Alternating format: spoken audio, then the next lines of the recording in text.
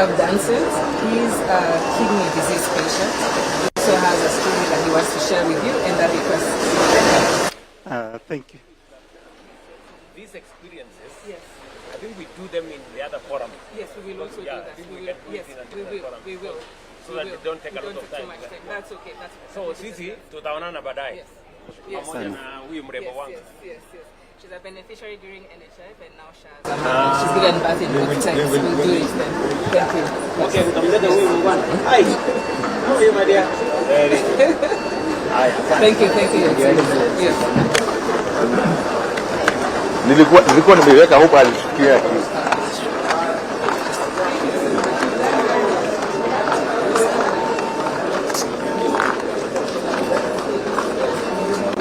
Your Excellency,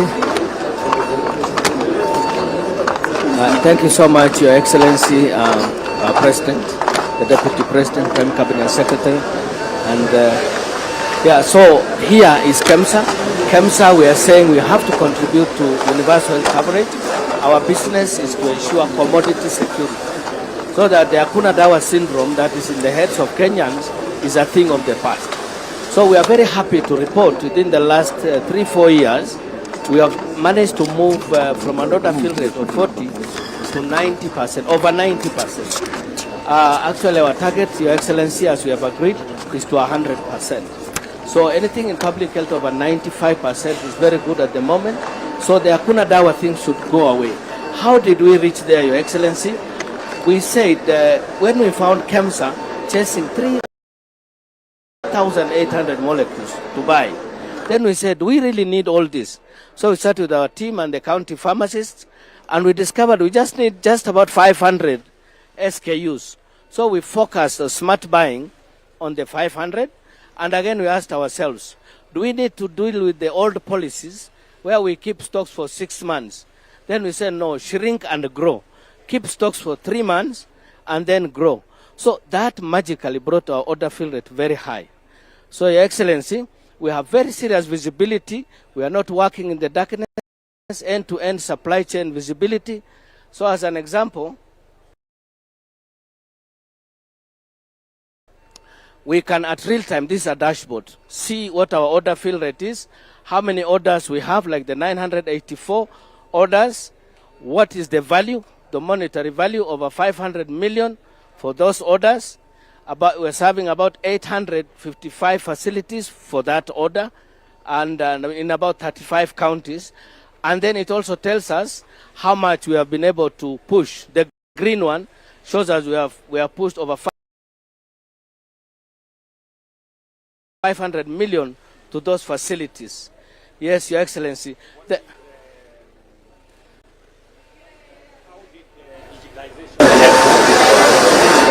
Digitization has really helped us because visibility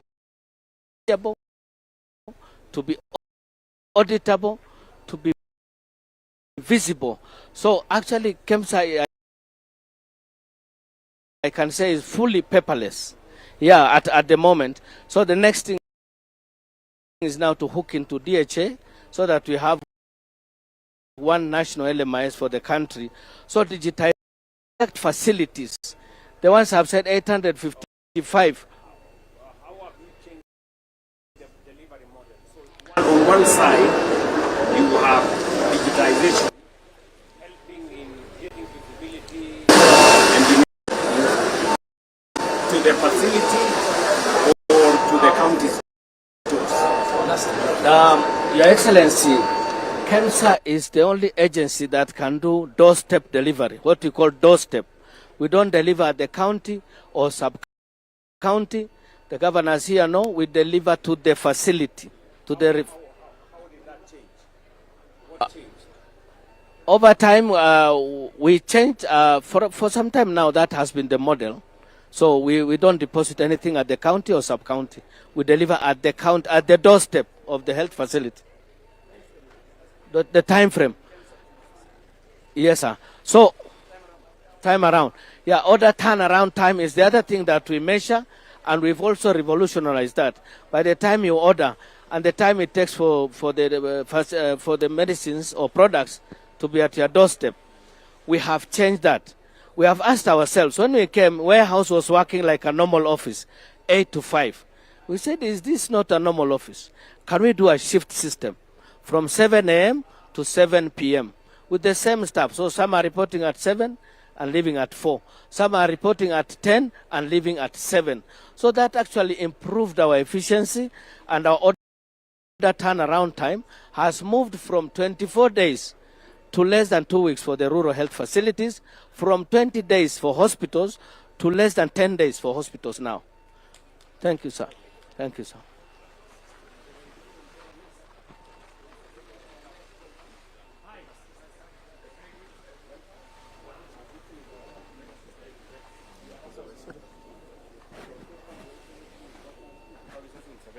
Facilities.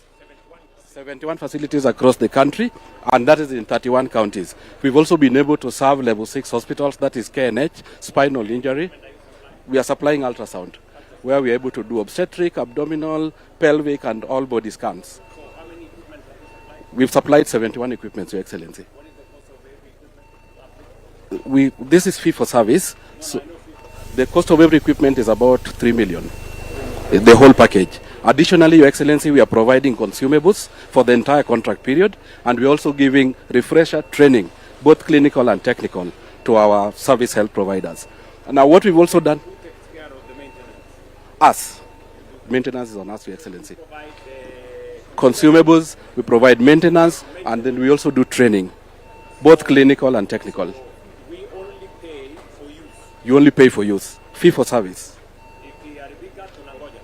No, you don't wait. We have an uptime of 98%, Your Excellency. So what we've also done to do that, if it is not working, we have no money. So it is in our best interest and the government's interest that it works. Additionally, Your Excellency, we've also been able to integrate this equipment through the Digital Health Authority with SHA. So now there is no fraud. If a SHA-approved patient comes here, in the work list we will get the names of the patient, a scan will be done, and a report is sent back to SHA through DHA, confirming that the equipment has offered service and the service that has been offered. Yes.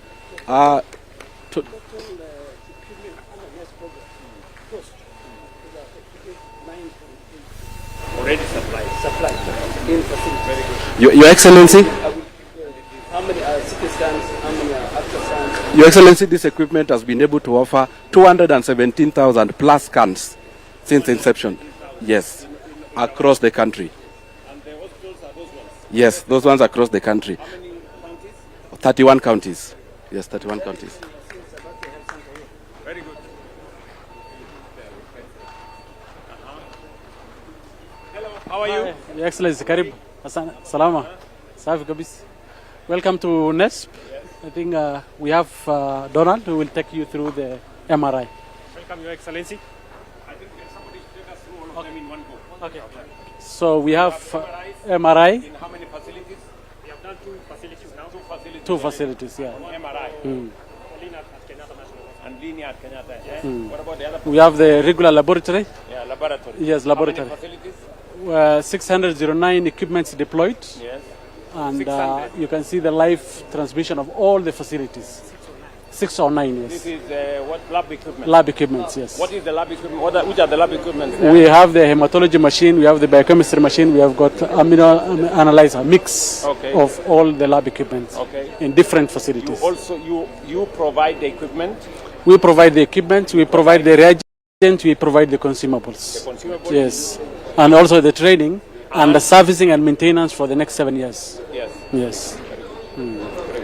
So then we also have the theater. yeah, Theater also the same. We deployed 96 facilities for theater.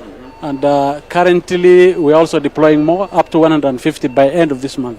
150. The same arrangements. What are the equipments for the? We have the anesthetic machine, we have the tables, 9 primary equipments for theater. Fully fledged theaters. Theater. Yes, theater equipment. On 98 facilities. On 98 facilities, but by end of this month we'll be at 150 facilities. We are 150. Yes, the same arrangement again, all the services. All these are the facilities that are. All this, what we have done is we have integrated all the data. Yes. And we created the laboratory information system. So what you can see here is a live test that is being done by the facilities now. Why is it blinking? I really think it's because of the power. Just Network, yeah? Okay.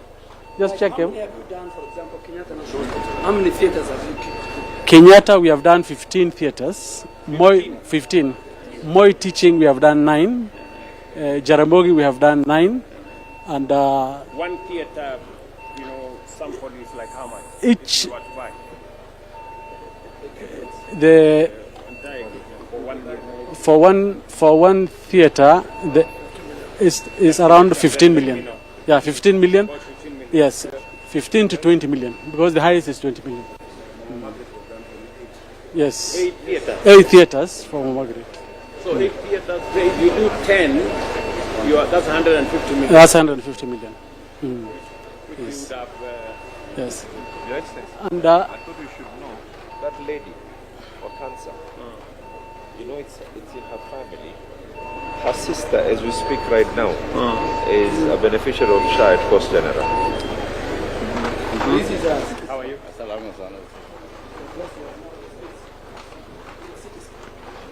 okay.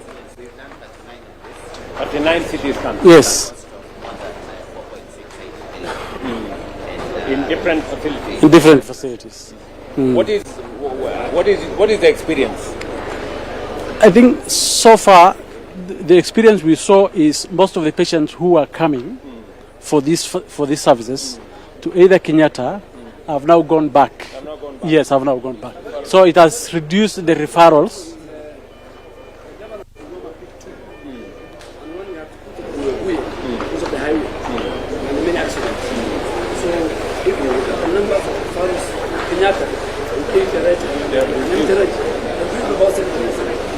Your Excellency, the game changer here is that it's a 100 place, so they can do more complex procedures. Dialysis. Yes, how are you? Yes. So here we have dialysis. So in short, dialysis does the work of a failed kidney. By cleaning the fluid and waste from the blood hours at a time and a couple of times a week. So I'll jump to the numbers. So at the moment we have 24 machines installed. We've scheduled an additional 28 machines to be installed, including an installation being done this week, and we're projected to be at 100 machines by the end of the year. Additionally, we've digitized these machines that allows the Ministry of Health to view this utilization in real time, verifying the services they're paying for. Additionally, also provides analytics to help make better informed decisions. You need to up your game. Okay, we will. Thank you. Good morning, Your Excellency. Good morning, how are you? Thank you, sir. Yes. This is our awareness stand where you are championing, ensuring that no mother in Kenya dies while giving life and no newborn dies from an preventable death. So these are my team members from maternal health, newborn, and also we have an innovation for our youth to access health through AI innovations done by Kenyans. So I will allow, this is our POCUS. POCUS is a point of care ultrasound. This is very handy and it's using AI system. Last time we were taking it to how many facilities? 635. This year we will do similar numbers 635 at 5 facilities. Yes. Across 21 Counties. This year we'll go to 26 counties.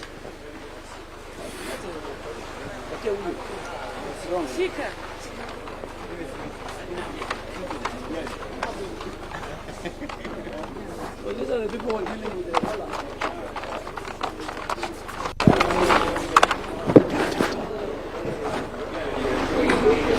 Yes.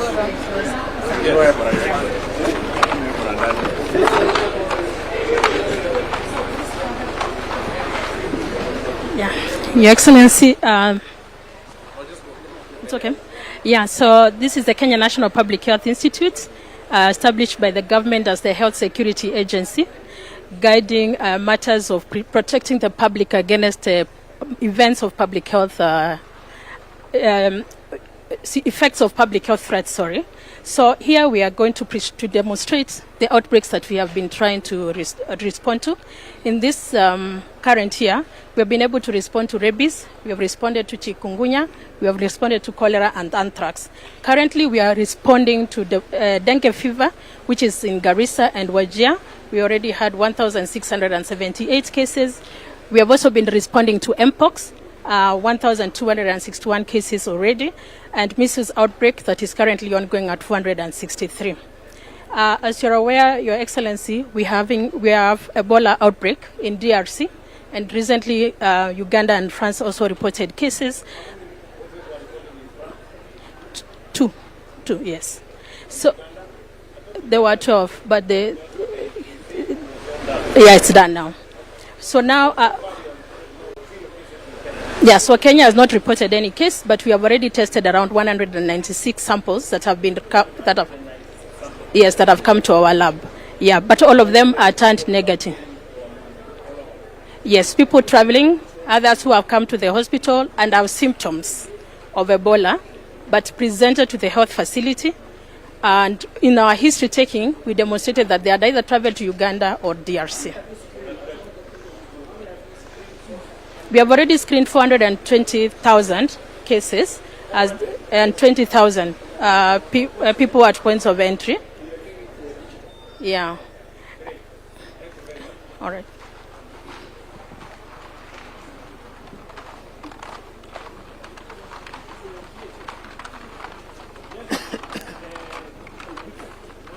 Excellency, how are you? Salama sana, Your Excellency. We're going to show you what we have done in digitization.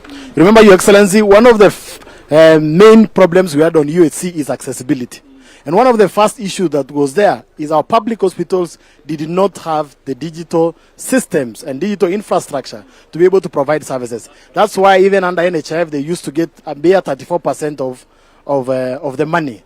And therefore, Your Excellency, the first thing we did is provide these tablets to all our public facilities, 6,700 of them. This tablet, Your Excellency, comes with a power bank, and Your Excellency, it comes with paid-up internet of 10 years. And 10 years, Your Excellency, so that our governors and our public hospitals do not need to pay for any of internet connectivity in that area, Your Excellency. For big hospitals of level 4 to 5 and 6, because they take a lot of data, we're giving them these computers, Your Excellency, 4,500 of them.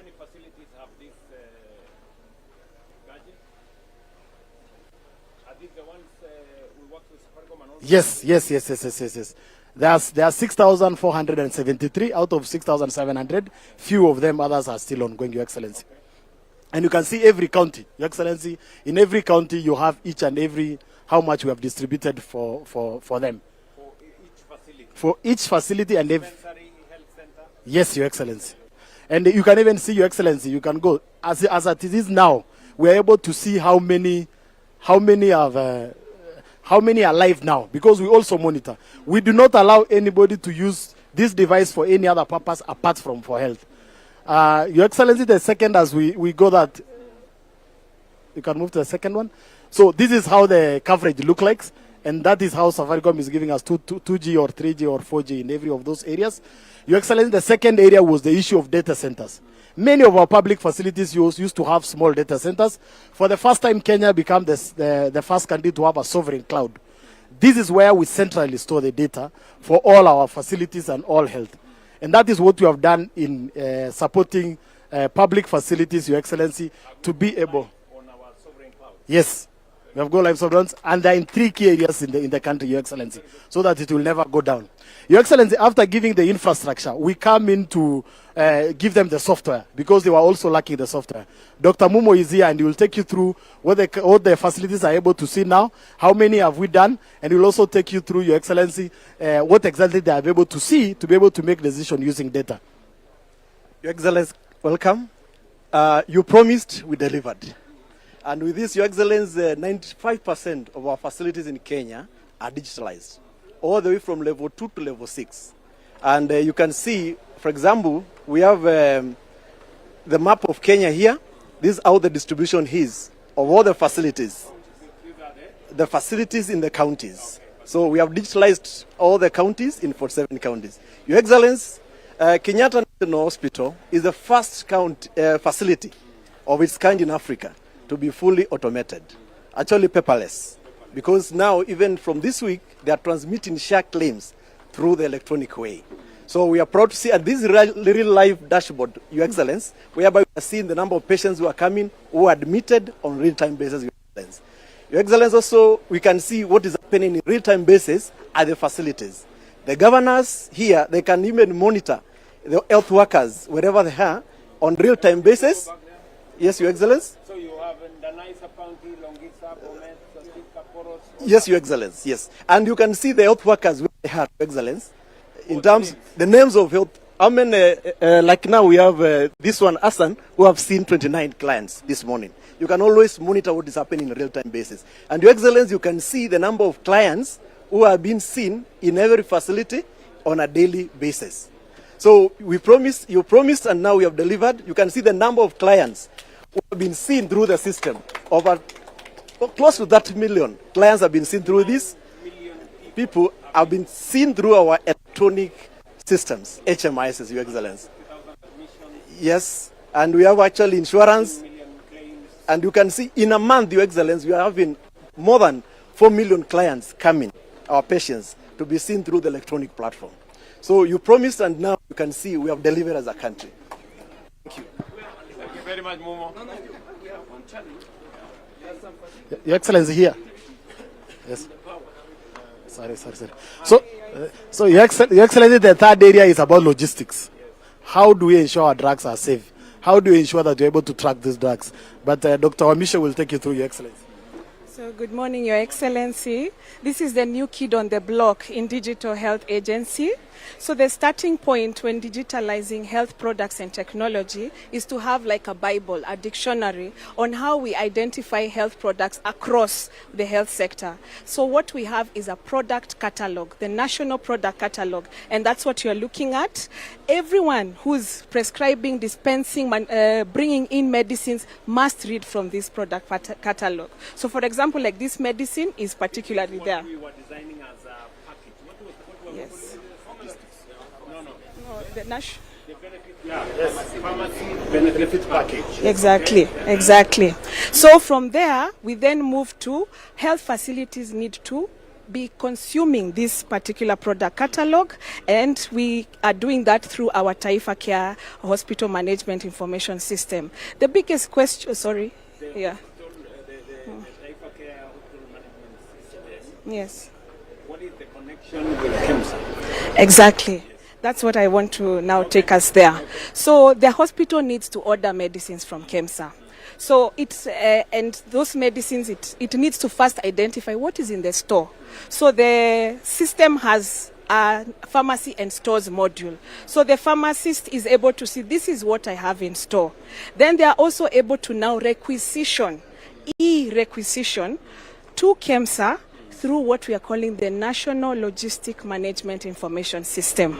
And you can... That is housed in DHA? Yes, housed in DHA. So let me take you to now the NLMIS. This is a game changer, Your Excellency. Here we are going to onboard manufacturers, distributors. We've already onboarded KICC. KICC, we can see we have 10,609 products. This is real time. We can also see the prices. Today, when a pharmacist wants to buy medicines, they have to, call somebody, ask what is happening. So on the NLMIS, we have the marketplace. This is going to be a marketplace. So once the order comes in, then the facility is then able to have a global-like experience. This has not been there. The facility in charge wonders, is the truck arriving? When are the medicines coming? But now with this, they are able to tell where their order is. All this is happening through the National Logistic Management Information System and their audit logs. The last bit that we are working on with PPB, I'm not sure what is the connection with KICC. KICC seems not to be clear. Are they sure? Yes, we've been working with them. They have onboarded, sir. And when do you want to pay some attention? Okay.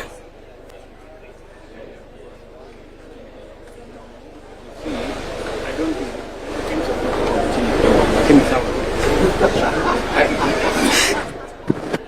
Okay, the last bit that we are working on with PPB is to uniquely identify the health products. Your Excellency, I have two medicines in front of you.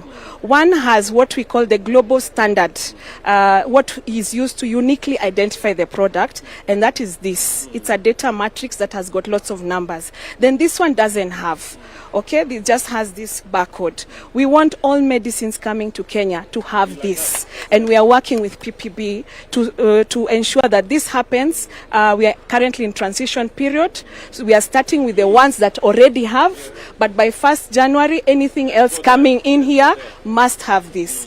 Then with this, yeah, yes, of the medicine. exactly, The source, exactly, the correct ones, exactly, traceability. exactly. Exactly. And then, Your Excellency, the connection with the patient. Allow me to show you that. The last one is on Afya Yangu. Because the patient must be in the story. So on Afya Yangu, this is an app that the patient has in their hand on a phone. And this is actually me who visited a health facility a few days back. I had a headache, I was feeling unwell. I went to a senior health center, and this excited me, Your Excellency, because a few days later, when I went to my Afya Yangu, I actually saw the medicines that I was given. They didn't know that it's Joyce. I was just unwell. So this is where we want to reach. When we say everyone has to be on the highway, all the health facilities must be on the highway. The community pharmacies, this is it. Yes. Eventually get it on their phone that they had been to hospital. Exactly. They were attended. Exactly. This medicine was given to them, and this amount of money was paid for them. Exactly. This claim was lodged Yes. on their behalf. Exactly. And yes. Yes. Can check your doctor. Yes. So citizens have affairs, doctors have doctors. Your Excellency, final one is, remember we had an issue of, big issue of fraud across the areas.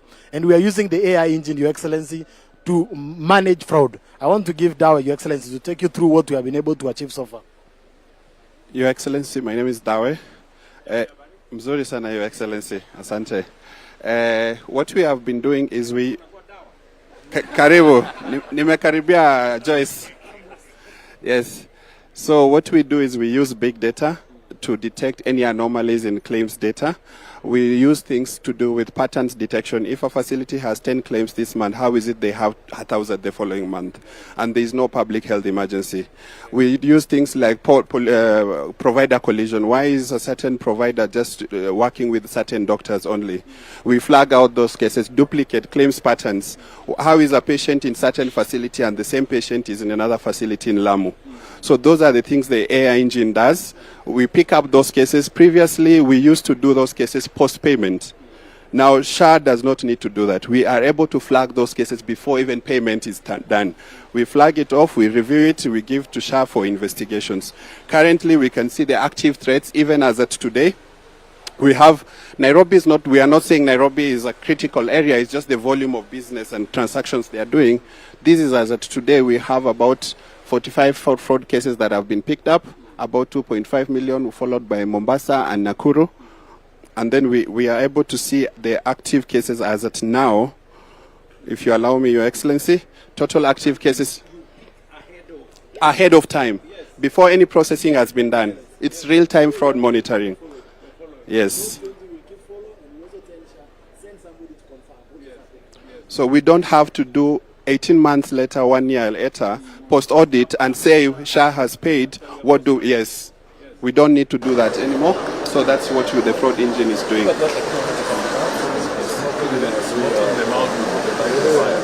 Yes, Your Excellency. The other thing, if you allow me, is we had previously patients waiting at facilities for over 48 hours for an approval. So we've built an AI technology that does our pre-auth. Any request that comes in less than 1 or 2 minutes. Instead of waiting for 48 hours, it's built on over 28 billion parameters of medical renal zoning data, contextualized for Kenyan clinical guidelines, where we are able to send any request that a procedure needs to be done. The AI is able to adjudicate, pull out all the clinical history for this patient, and actually give an approval or actually give decline. So here is a case we have. We uploaded a case for a patient. The AI is able to give a verdict. In this example, the AI has given a verdict for manual review. So saying that the necessity for this requirement does not meet that surgery. So that SHA needs to get value for its money. So this is the pre-auth AI we have done.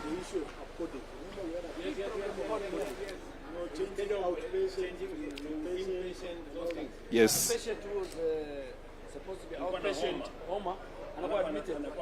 Yes. Yes, this engine now, the pre-auth AI that's powered by DHA, should be able to detect and pick out these cases and say this does not warrant any admission, Your Excellency. Thank you, Your Excellency. Thank you. Yes, the other bit is, if you allow me, what the AI now has done, the idea is for us to able to adjudicate these claims and reduce the manual workload we have on the doctors. So far we have reduced the manual workload by 54%, and we have been improving as at... yes, Your Excellency. Everything we have done cannot succeed without this. Yes. We can forget about it. Yes. If there is no technology behind this, you cannot. Medicines will be stolen. Everything will just be. NHIF, we have 1,860 staff. That came down to 820 of China. That means the rest of those 1,000, the work is done by technology. Yes, Your Excellency, I want to echo what the CS's remarks, because we have much volume of claims actions that we need to do than NHIF, but we have lesser capacity. So this is being enabled by the AI, by technology. Actually, as at August now, we have reduced the manual workload by up to 82%. That needs usually a human to sit at a desk. Yes, by 82%. Yes, where you usually have someone sit at a desk and approve a claims. Yes, we are only doing 20%.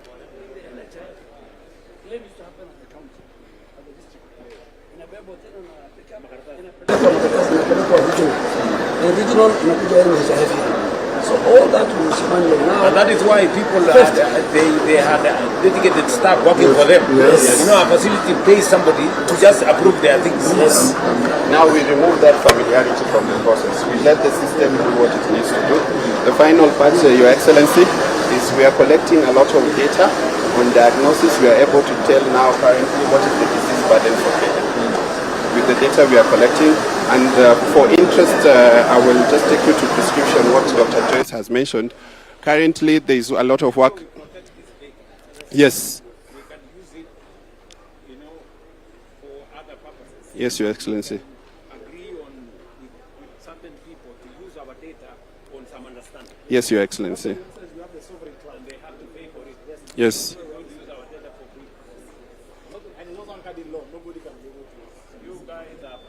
Thank you, Your Excellency.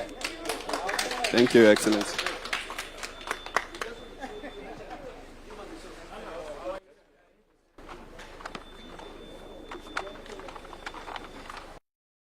Journey and transformation of Kenya Medical Training College. Your Excellency, Kenya Medical from 72 campuses to 92 campuses and 6 satellite campuses in the last 4 years. Your Excellency, we are in 45 of our 47 counties in the Republic of Kenya.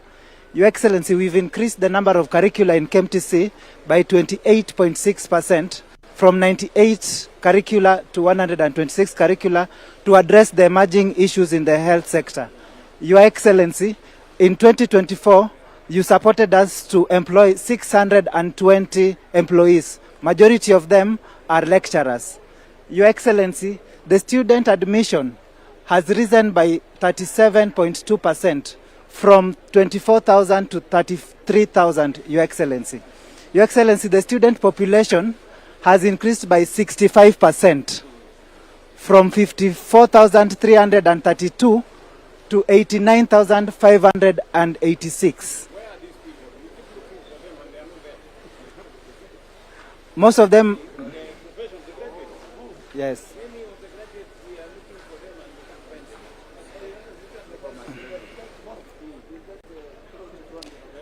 Your Excellency, our graduates have increased from 15,915 to 22,776 last year. Your Excellency, this year we are going to graduate 25,000.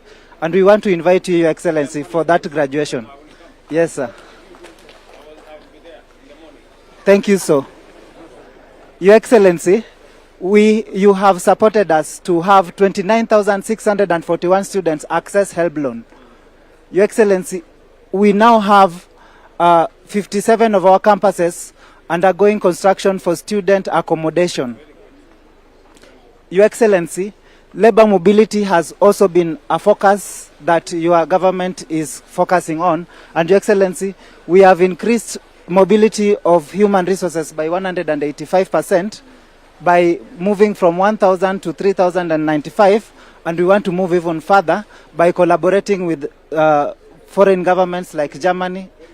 Your Excellency, to support SHA and transformation in healthcare, we have focused on courses that allow us to be more efficient, like health records and health insurance cadres. So, you have how many campuses? 92 campuses and 6 satellite campuses. And out of the 92, 57 are benefiting from our affordable housing program. Yes, sir. Yes. Yes, sir. So we are building hostels. We are building hostels. Using the housing levy. Yes, sir. What do you tell those who are telling us they want to abolish housing levy? Sir,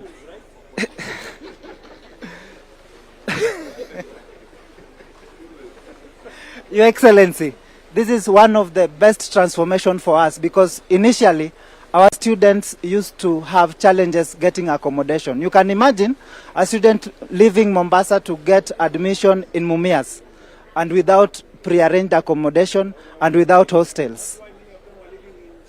Yes, sir. And right now it is going to be dignified accommodation for our students.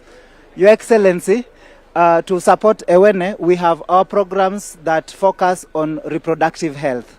And Your Excellency, finally, we are cognitive of the need to support communities where we live. And Your Excellency, we have grown 387,000 trees to support your vision of 15 billion trees. And Your Excellency, we also recognize accidents that happen on our roads, Your Excellency.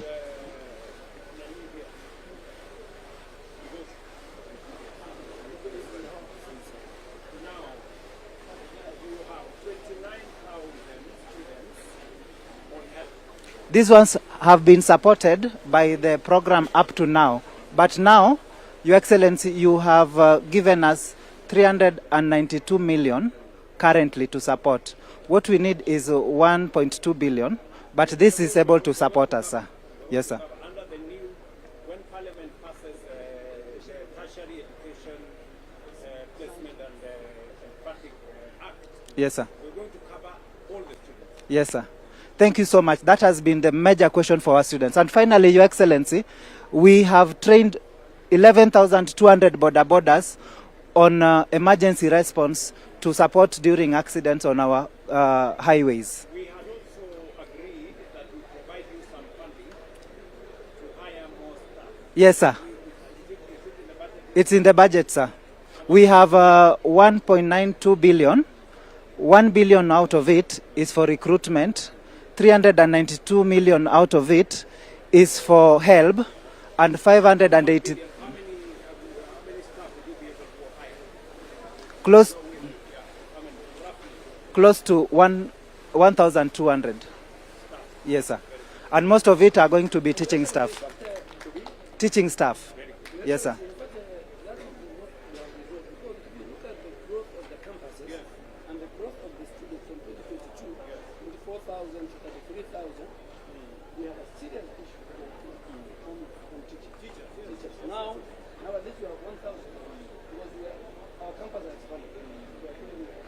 Your Excellency, thank you so much.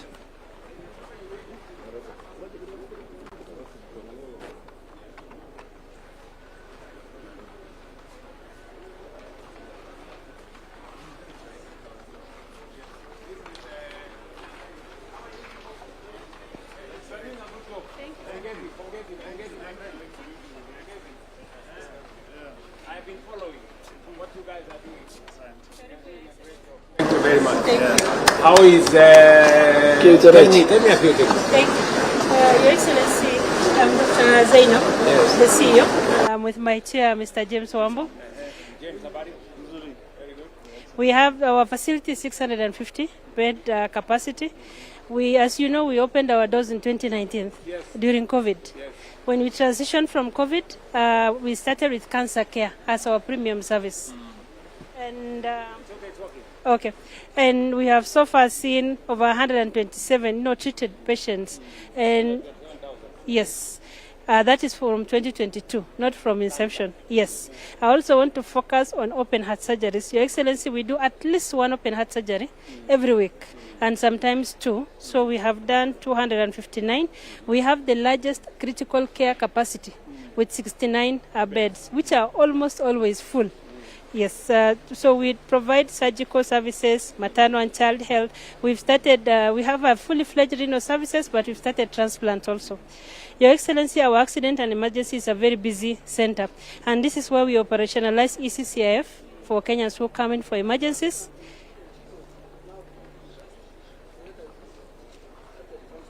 Yes. Yes. Will cover 1.2 million. Yes. So Kenya doesn't need to work. Yes. Your Excellency, 99% of our patients have share. Yes. 99% of our patients have share. We received, we are redirected almost 20 ambulances every day. You are telling us It works. It works. It works. Your Excellency, there are cancer patients who come to me and tell me, Dr. Zainab, if you have to make sure they are drugs because I don't have any other option. KU is my option. I can't afford out of pocket. So please make sure I don't miss my drugs. So it works, Chair, Your Excellency. We have operationalized the 922 diverse almost 20 ambulances to us every day. So our accident emergency is active for ECCIF. Yes. Your Excellency, we have all the diagnostic, imaging and laboratory testing that we provide across the radiology and the lab services. And we want to focus our next presentation on cancer because it is our premier services. Please work with me. I show you the rest a little bit towards that end. Thank you. Thank you.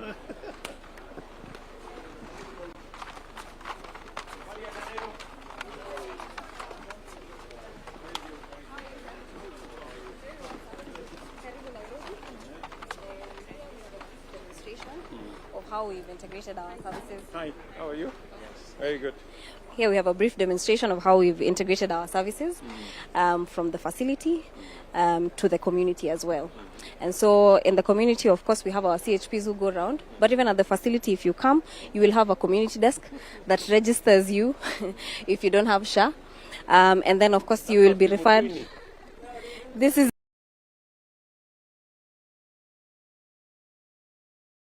RUTO. Yeah. And then, of course, you will be referred to the facility. And this is one live one from Makadara. You can see the number of patients who we've seen today. How many patients? Today at Makadara Hospital, we've seen 95 patients currently. This is a live board. And we have that for at least 110 of our facilities. We are yet to implement for level 5, which we are doing together with DHA from the communities. Yeah, and then we've also increased the number of patients that we have because of other innovations that we do. So we give an aftercare service for our mothers in RUTO. So they have a massage for also the father and the mother as well. Thank you very much.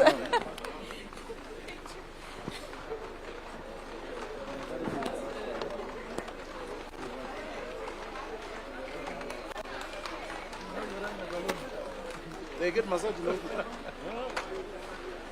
good. Yeah. Just wanted to demonstrate to you how things have improved in terms of critical care, so that the patients have quality and safe medicine. This is available with our surveillance team. It's in the vehicles and they go around. They go to a chemist, immediately they check and it gives it within 2 minutes the results are available. So we make a decision whether to withdraw the product from the market or not. Yes. Yes, sir. Okay, very good. Yes, sir. Yes, sir. The other good thing they've done is that on ML3, the last team are coming next week, September. Yes. So by October, Kenya is going to attain ML3. Yes, they have done very good reforms. They have also completely rejected this power importation, which was bringing a lot of counterfeits. So they're not giving license anymore. Very good. Yes.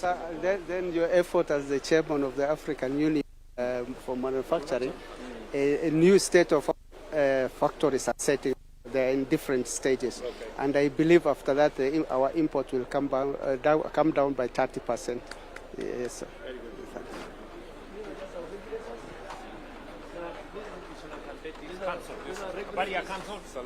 Yes.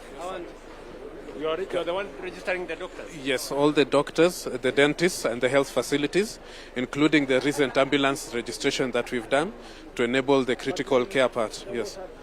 What was that problem we were trying to solve? Because because of the dentists body. Under the Patient Quality and Patient Safety Act, correct. The facility will be shifted to other professionals. Correct. They Yes, only sir. deal with professionals. Professionals. Yes, sir. Because you see, when you have an incestuous relationship there, that does not that undermines. Yes. We agree, right? Yes, we agree. And, Yes. and the bill is in the Senate. Yes. We are just pushing so that to solve. We Yes. are going to lose that facility. No, but it's okay. No, we understand. It's in the interest of the public. Yes. Yes. All right. Now our new MTRH. Yeah. At Kiplombe. Lombe. Can you Yes, sir. explain? Karibu, Your Excellency. So this is a new MTRH Kiplombe. As you can see, just behind there, this is where we are. This is where the structures are. Accelerate. We actually, we're working now, moving to 24 hours. So this is the medical technology center where we have the OPD, the theaters, the inpatient for those short stay, and then those are the inpatient blocks, the three of them on this side, and these are the ancillary support services all across the facility. Just outside there, we're going to have a collaboration with energy so that we have a substation for power, and then we're going to have just on the side here a farewell home and also a chapel for those patients who are going living, visiting. I'm very unhappy at the pace. Yeah, we will. Yeah, we will force him. It's going to be 2,000 beds. Hello, how are you? My name is Dr. Joshua Trinkonokise. I'm the acting CEO Jaramogi Odinga Teaching and Referral Hospital. And we want to thank you so much, Your Excellency, for elevating Jaramogi Odinga Teaching and Referral Hospital on behalf of the Western region. We are doing something unique in the Western region as far as sickle cell disease is concerned, and we have the apheresis machine here. We are the only public hospital that is doing it in Kenya, and we are the first one to do it because of the sickle cell burden that we have in the region. So, sickle cell disease. So allow me welcome Dr. Brenda to show you how this. Okay, thank you.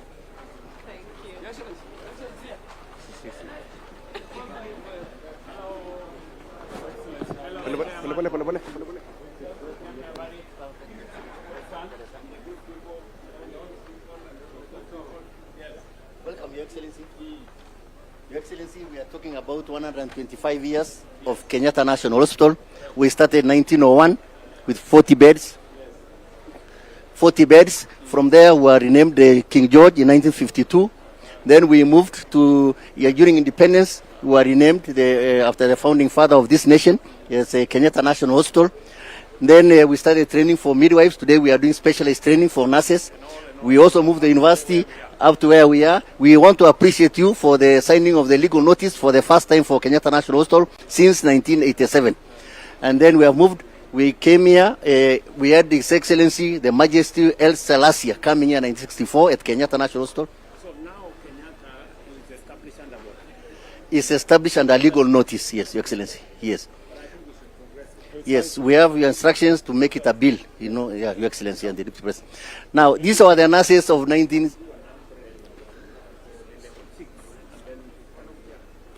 Yes. Nurses of 1950s, 1960s, dresses, and this is the journey with the capes no longer there. Your Excellency, we have the journey of anesthesia machines. We have Keme here. Yes, this what was there. Yeah. Dr. Angwaro, please. Thank you, Your Excellency. This was the original old anesthesia machine. The EMO machine. Then we moved to the universal anesthesia machine in the 1950s. And then in the 2000, the modern, sophisticated, with a ventilator and patient monitor that enables us to do the specialized surgery like 60 to 75 per day in Kenyatta National Hospital. Thank you, Your Excellency. On the National Equipment Service, how many, I'm told some of your theaters have been equipped. Yes, Your Excellency, we have now 32 theaters fully equipped at Kenyatta National Hospital. It has never happened before. 32? Yes, 32, Your Excellency. Yes. Okay, very good. Then we'll have all that. Good morning, Your Excellency. Good morning. How are you? Fine. Welcome. We are representing newborn unit in Kenyatta National Hospital. Yes. It's a highly specialized unit where we have specialized neonatal nurses to take care of our babies and even neonatologists. So this is a baby that was born preterm. We actually received this baby from... was born preterm. He keeps telling us. We actually received this baby as a referral from Kiambu County, and you know that KNH is the national referral hospital. Yes. So we received this preterm baby at 34 weeks. This baby was born 3 weeks before the time, because ideally they're supposed to come at 37 weeks. So what we do in newborn unit at KNH, we ensure that the baby is kept warm. So you see we have a very specialized resuscitator that is able to take care of this baby. We are giving warm. We are also having a CPAP machine. This is called a CPAP machine that is able to help this baby to breathe because the lungs are immature.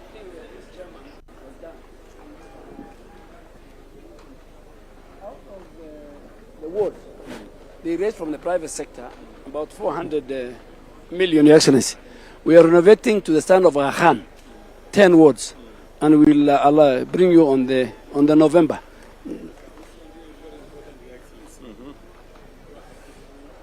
So good morning. I'm quite good, and you? My name is Michael Mwambi. I'm a clinical engineer at Kenyatta National Hospital.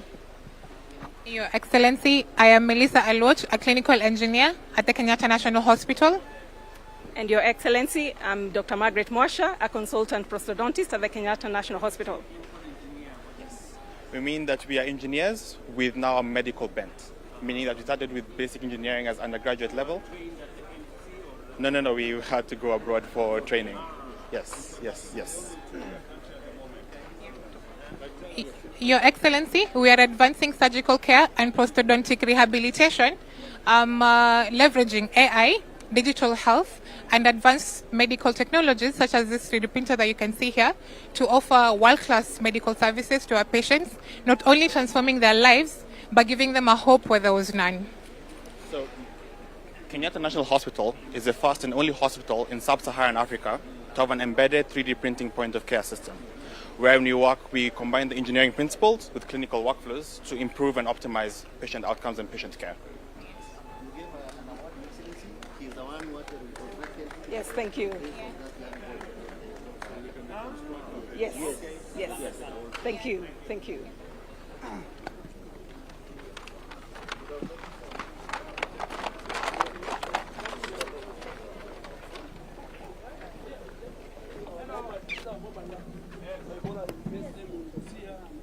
Hi.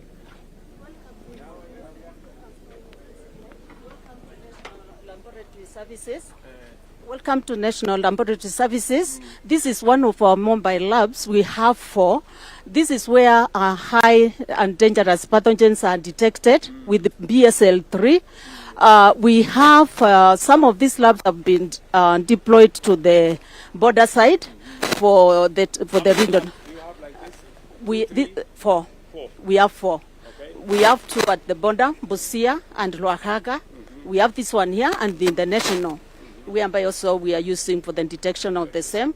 So far, we have managed to detect, to test 196 samples. Luakaka, we have done 51, and Busia, we have done 39. that 9 samples. These are because Ebola they are the samples detecting, but they are negative. We have not detected any case. We would like you to see the mobile lab. This is the level 3 to show the readiness of Kenya and the labs on the health security, and also how ready we are to detect any disease in the country. Thank you.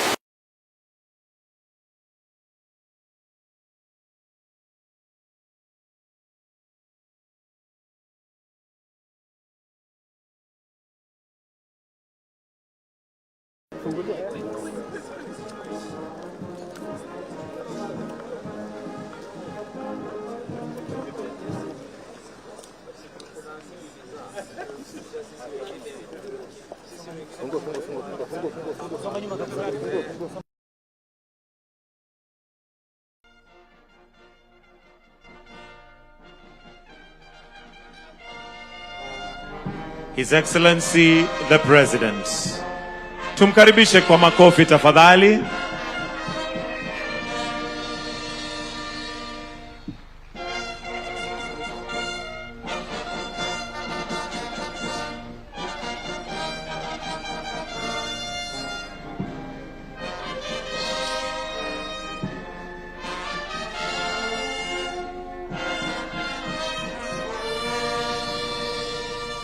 While we remain standing, we'll start with the 2 anthems, starting with the Kenyan national anthem, followed by the East African anthem. The anthems.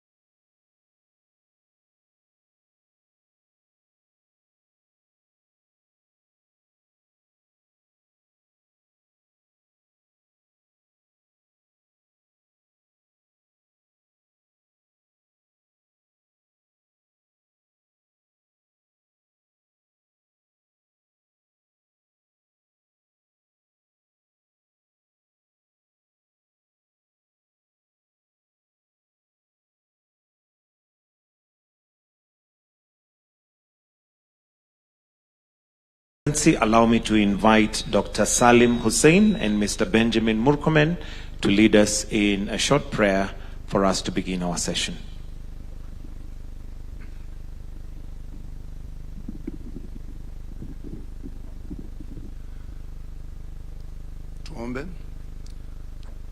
Bismillahir Rahmanir Rahim. Alhamdulillahi Rabbil Alamin. Ar-Rahmanir Rahim. Maliki Yawmiddin. Iyyaka na'budu wa iyyaka nasta'in. Ihdina siratal mustaqim. Siratal ladhina an'amta alayhim. Ghayril maghdubi alayhim waladdallin. Amin. Ewe Mwenyezi Mungu, mlinde rais wetu, mbariki, uongoze viongozi wetu ili tupate baraka na fanaka. Ewe Mwenyezi Mungu, uliongoze taifa hili, ulipe taifa ambalo litakuwa na afya, lisilo na majanga wala balaa. Mwenyezi Mungu, uongoze taasisi zetu za kiserikali ili watuongoze tupate afya na maendeleo. Tunakuomba uweze kubariki huu mkutano wetu wa kilele wa afya ili watu wetu waweze kupata afya na watu wote ambao wako nchini Kenya wapate afya. Tunaomba yote katika jina lako ewe Mwenyezi Mungu. Amen.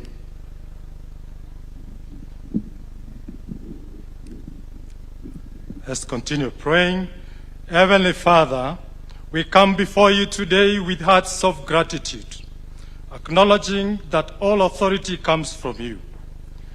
We thank you for the gift of life, for bringing us together for the Kenya Health Summit. We lift up our President, Dr. William Samoei Ruto, all the leaders of our country, and the citizens. Grant our leaders wisdom, protection, strength, and understanding as they guide us and our nation towards universal health coverage. Oh Lord, guide us. Guide our discussions and decisions with wisdom, unity, and compassion. May this health summit be a turning point towards stronger health systems, greater preparedness, quality, accessible, and equitable health care for all Kenyans. May this summit yield meaningful and lasting solutions and strengthen our health system for the benefit of every Kenyan. We commit this summit into your hands. Lead us now, guide us, and bless our efforts. For in Jesus' name I pray with thanksgiving. Amen. Let us kindly take our seats. Your Excellency, Dr. William Samoei Ruto, President and Commander-in-Chief of the Kenya Defence Forces. Your Excellency, Professor Abraham Kithure Kindiki, Deputy President of the Republic of Kenya. Your Excellency, Dr. Musalia Mudavadi, the Prime Cabinet Secretary.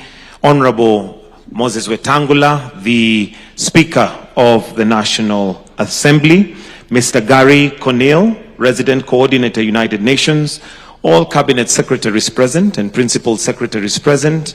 In this case, we have Honorable Aden Duale, the Cabinet Secretary for Health, Honorable Ahmed Abdullahi, COG Chair and Governor, Wajir County, Ms. Neema Kimambo, WHO Country Representative, Host Governor, Honorable Johnson Sakaja, all governors present, all members of parliament present, development partners, stakeholders, and all in the health ecosystem, distinguished ladies and gentlemen. Your Excellency, with your permission, allow me to invite Dr. Ouma Oluga, our PS State Department for Medical Services, who will give a short welcoming remarks before inviting PS Modoni to then guide us with the program. Tupige makofi tafadhali akija, PS Dr. Ouma Oluga.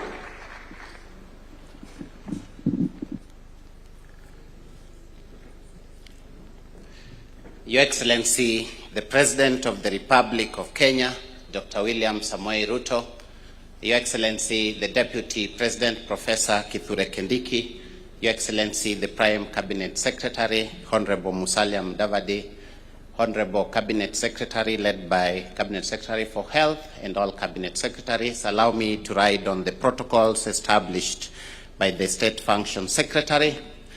Your Excellency, mine is just to set the scene of why we are here. Health at its best is a promise. It's a promise to every citizen, a promise that we gave ourselves in the Constitution. It's a promise that we've talked about for more than 60 years, and it's a promise that year after year we want to give ourselves as a service. But at its best, it's a promise that you don't know when the calamity will hit. Most of us seated here or outside may be healthy. You don't know when the health need will come.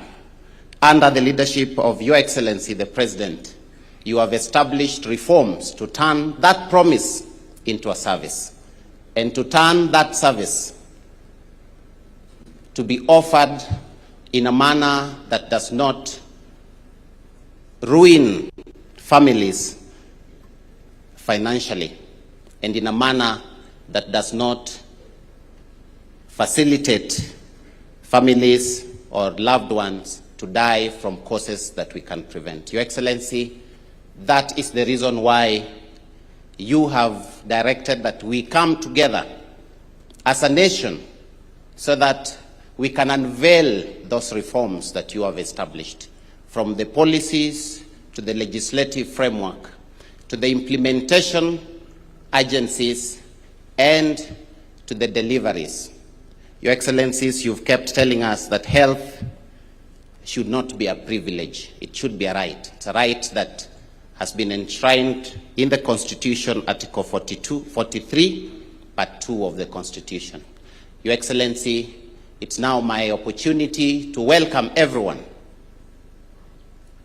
to this discussion as we unveil the reforms that have been delivered.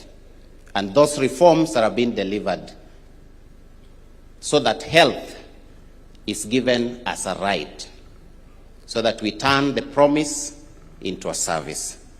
Your Excellency, with those very few remarks, I would like to invite my colleague, Principal Secretary Mary Mudhoni, to take over the program, and all of us feel much welcome to the Kenya Health Summit. Thank you very much na karibuni sana. Asante sana PS Oluga. Your Excellency, the President of the Republic of Kenya, global partnerships and multilateral cooperation are the bedrock and the resilient health systems. Together with our international allies, we are translating health security policies into actionable realities that probe communities across borders. At this juncture, Your Excellency, allow me to invite Gary Connell, the resident coordinator of the United Nations. A round of applause for Gary.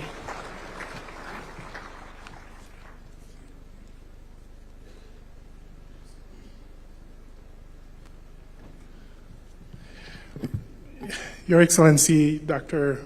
William Samoei Ruto, President of the Republic of Kenya, Your Excellency, the Deputy President, the Prime Cabinet Secretary, the Honorable Speakers of the Senate and the National Assembly, Cabinet Secretary for Health, Chairperson of the Council of Governors, Excellencies, Governors, Honorable Members, distinguished delegates, and above all, the health workers and community representatives in this hall today.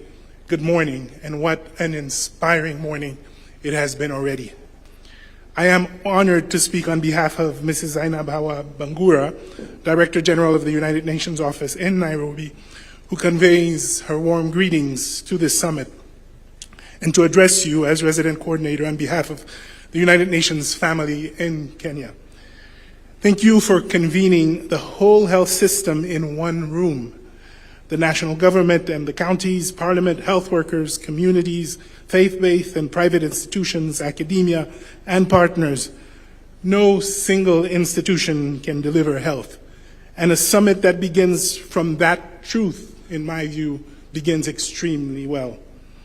The theme you have chosen, reforms delivered, health as a right, sets a demanding standard, and I believe the right one. It builds on the premise that a right is not measured in the law that proclaims it. It is measured in the life of the person who actually claims it. It also establishes that a reform is delivered when a mother in any county reaches safe and respectful care in time, when a community health promoter can complete a referral When a clinician finds the medicine that was prescribed, and when a family seeks treatment without fear that illness will push them into poverty. As we have already seen this morning, Kenya has built a serious foundation on that standards. New legislation on social health insurance, primary health care, digital health and facility improvement financing, the Social Health Authority, primary care networks, and a strengthened community health workforce, and sustained attention to health workers, health products, local manufacturing, and public health security. This is important reform architecture and a clear national direction, progress on which Kenya can and will continue to build. Now, this chapter is opening new and expanded implementation, carrying these reforms with equity and quality into all 47 counties and every community. That will ask, in my view, four things to move together. Financing that reaches the point of care and protects households, a workforce that is supported and fairly distributed, reliable essential medicines and technologies, and data that tells leaders who is being left behind. And this morning, again, we saw incredible, innovative work around that. It will ask both levels of government to move as one system, and it will ask all of us to protect essential services as external financing change. The community health promoter kits to be launched this morning carry that ambition in the doorstep of the household where a right begins to be felt. For our part, the United Nations stands ready to align its collective offer behind Kenya's institutions, not to substitute for them, but to strengthen their ability to deliver for every Kenyan. Evidence and standards, technical expertise, support to national and county systems, to primary health care and health security, and to financing analyses through this transition. One United Nations system team behind a national agenda. We warmly welcome the summit communique and the joint UHC acceleration plan to be adopted here.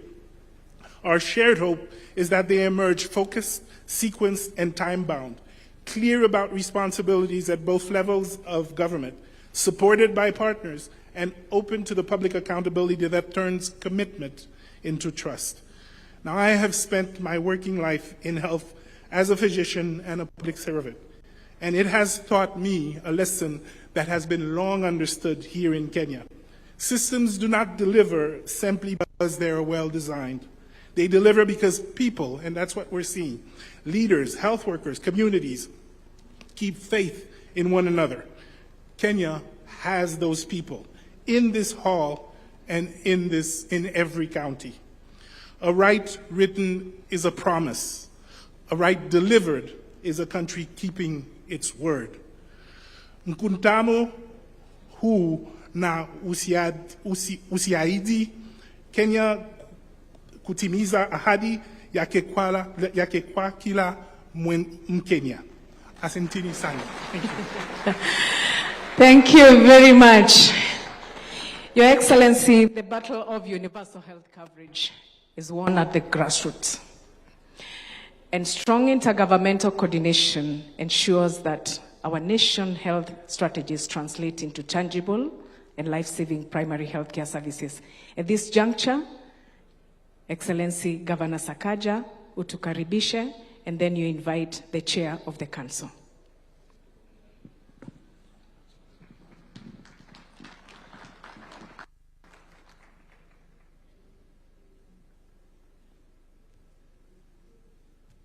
Your Excellency, the President of the Republic of Kenya, Deputy President, allow me to acknowledge the protocols that we've established, ministers, colleagues, governors, and development partners, and everybody who is here. Mine is very simple, to welcome you to what I believe is one of the most consequential summits that have been held in this country, the Health Summit. Karibuni, Nairobi. Your Excellency, we have seen a true transformation in the health sector, and I can say it with authority as a governor, in many aspects. Over the next 2 days, we'll have opportunities to go into the details of this transformation from our primary care networks, where we have, CHPs. In Nairobi, we have 7,820, covering 780,000 households. to the provision of essential services, Your Excellency, reduction of maternal mortality. Hospitals like Pumwani, which would be on the news every day for the wrong reason, have now 0% maternal mortality out of 16,500 deliveries.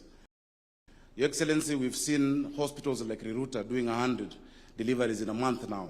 New maternity services in Kayole 2, in Madare North, across the city. The story of the health transformation is something to talk about. We have facilities that would get 100,000 shillings in 2 years. In a year, getting 4 million shillings a month, allowing them to invest in healthcare and to invest in serving our people. Your Excellency, allow me to conclude by saying, because we'll get into all these details, today it was really just to welcome us all. Our Constitution has been hailed as being one of the most progressive on the continent. It has mainly been hailed as being progressive because of the kind of rights. The first generation rights, Your Excellency, are civil liberties, where government is asked to step back to allow people to have the right to do a number of things. But the second generation rights are what we call positive obligations. Positive obligations require government to actually do something.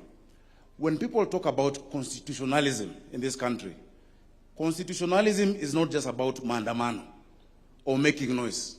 Constitutionalism is about fulfilling the Constitution. The right to health would not fulfill itself. It has to be designed. It has to be planned. It has to be thought out. There has to be legislation. The right to housing will not deliver itself.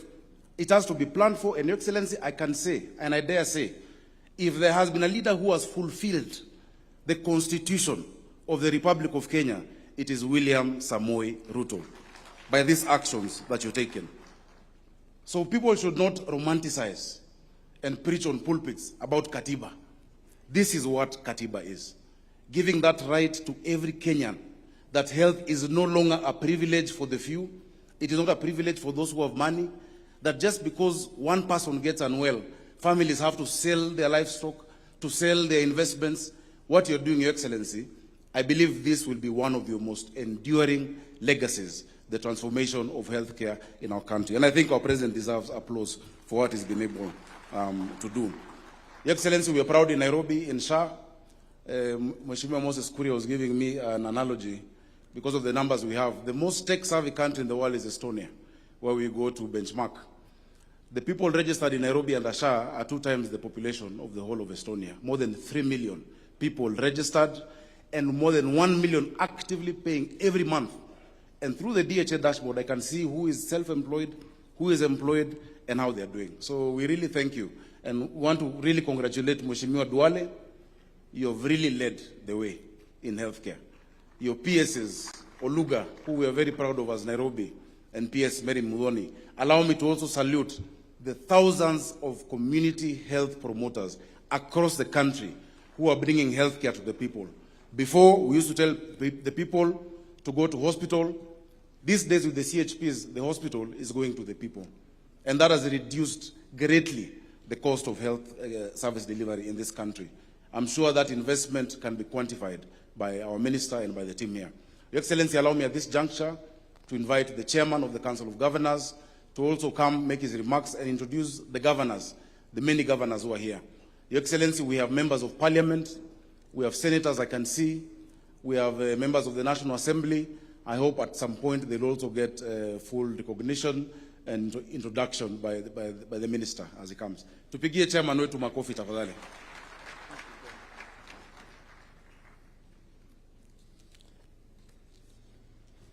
Your Excellency, Dr. William Samoei Ruto, CGH, the President of the Republic of Kenya and Commander-in-Chief of the Defense Forces, Your Excellency, Honorable Professor Kindiki Kithure, Deputy President of the Republic of Kenya,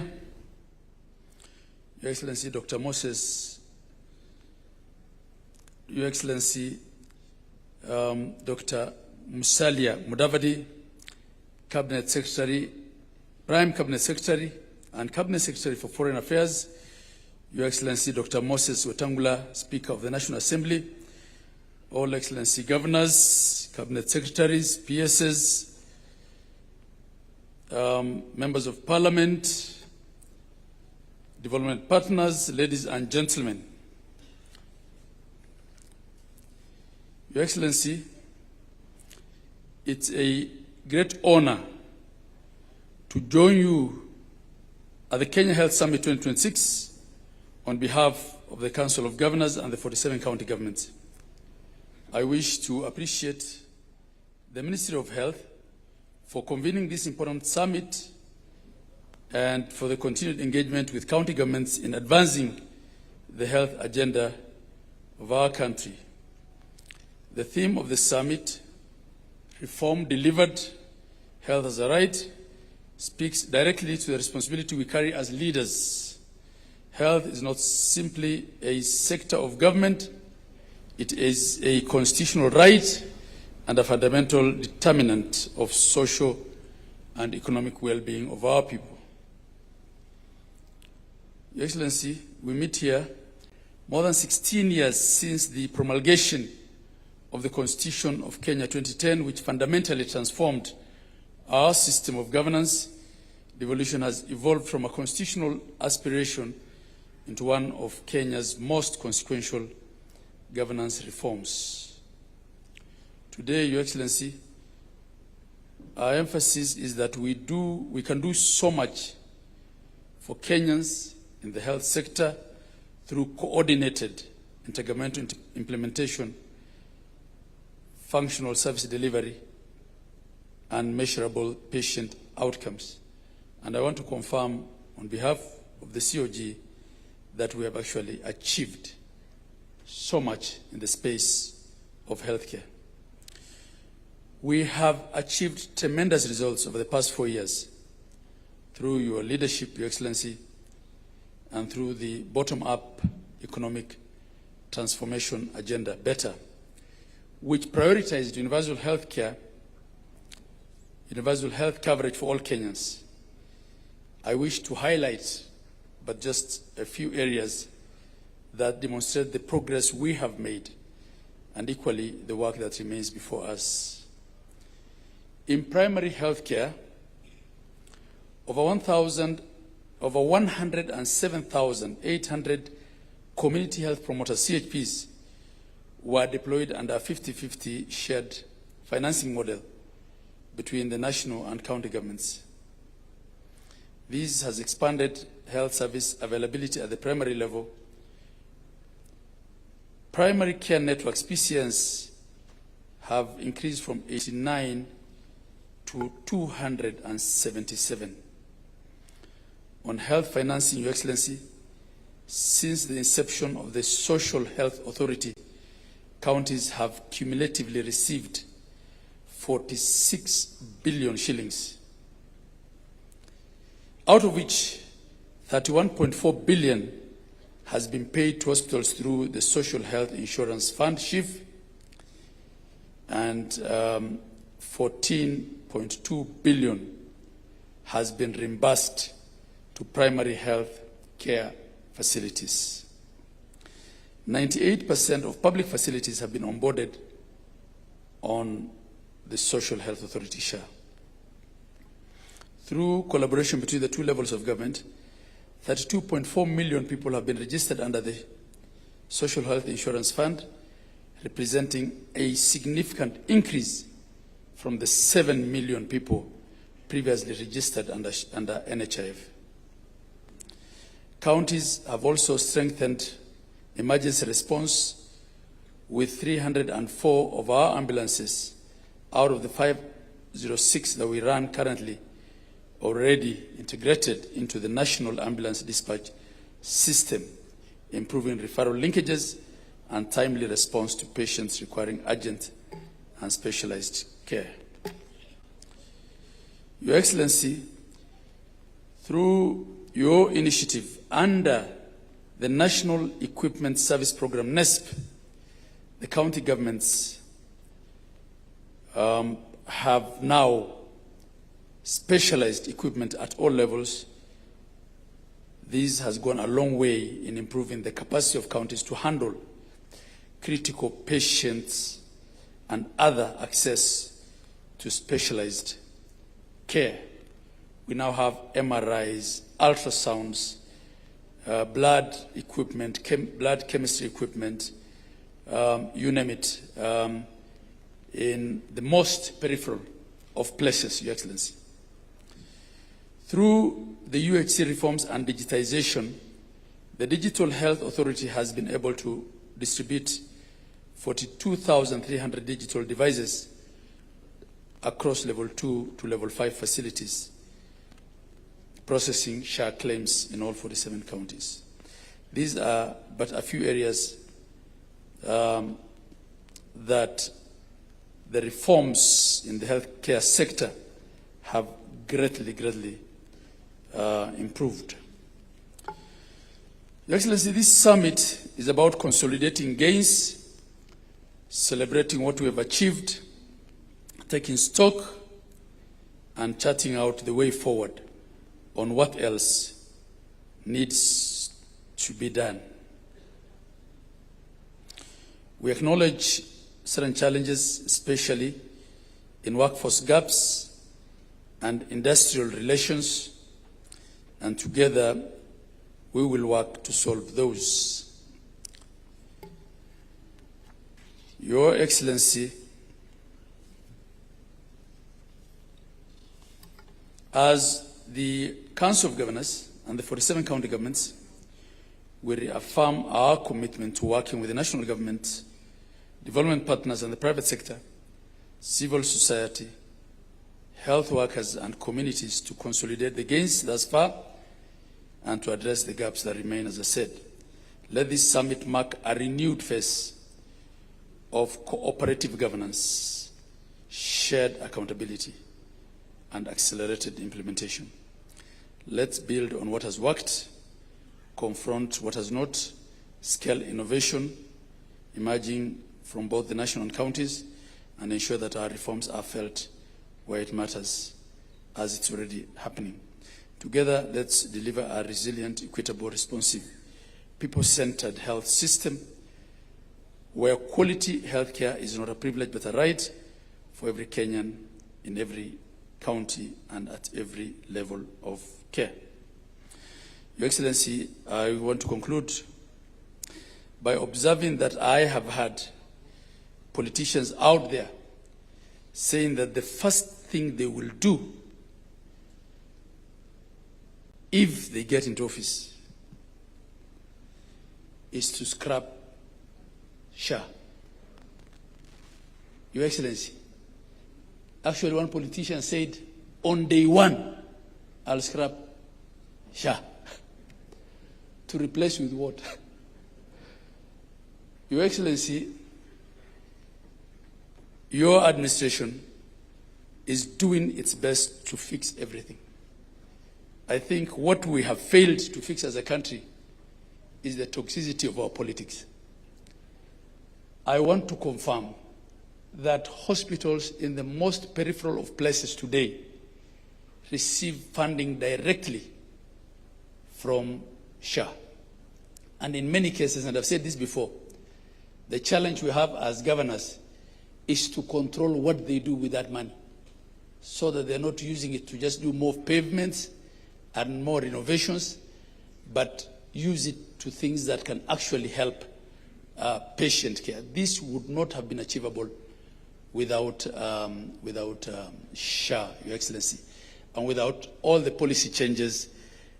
Your administration has thought through everything from financing to policies to digitization, and as a council, we appreciate the partnership that we have.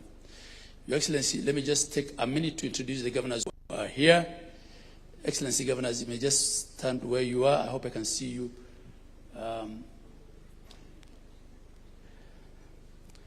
Thank you very much.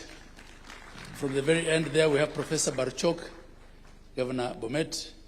We have Governor Gladys Wanga, Governor Homa Bay, Gideon Mungaro, Excellency, Governor of Kilifi, Fatuma Achani, Governor of Kwale, Governor, I call him Kipiego Arapsang, Governor of Nandi.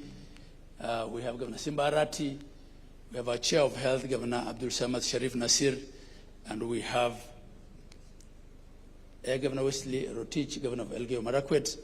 and we have Governor of Nairobi, our host. Your Excellency, I want to end by saying that we look forward to very engaging deliberations for the next 2 days to discuss where we are, to consolidate gains, to appreciate ourselves that actually we have achieved a lot. And for those saying that they will scrap SHA, it's akin to telling us that they will destroy the roads that have been tarmacked once they get into office. I end it there. Thank you, Your Excellency. Thank you very much, Your Excellency. Before I call the next speaker, I would kindly request the PSs who are in the house to stand up and just wave to the crowd. We have PS Mohamed Dagar, Transport, PS Judith Pareno, Justice, PS Ismail Madei, Special Programs, PS Hariki Mutai, Mining, PS Beatrice Inyangala, Higher Education, PS Idris Dokota, Cabinet Affairs, PS Joel Oromonyang, Public Works, PS Ann Wangombe, Gender Affairs, PS Karen Agengo, Children's Services, PS Cyril Wagunda, Public Investment, PS Joseph Mutari, Social Protection, PS Aurelia Rono, Parliamentary Affairs, PS Abubakar, Investment, Susan Mangeni, MSME, and PS Jacobs Fikirini, Youth Affairs. Oh, and our SG, Solicitor General for the Government of Kenya. Your Excellency, transforming healthcare requires bold leadership and a steadfast commitment to delivering comprehensive reforms. I now would wish to, it's my distinct honor to invite my Cabinet Secretary, Honorable Aden Duale, the Cabinet Secretary for Health. A round of applause.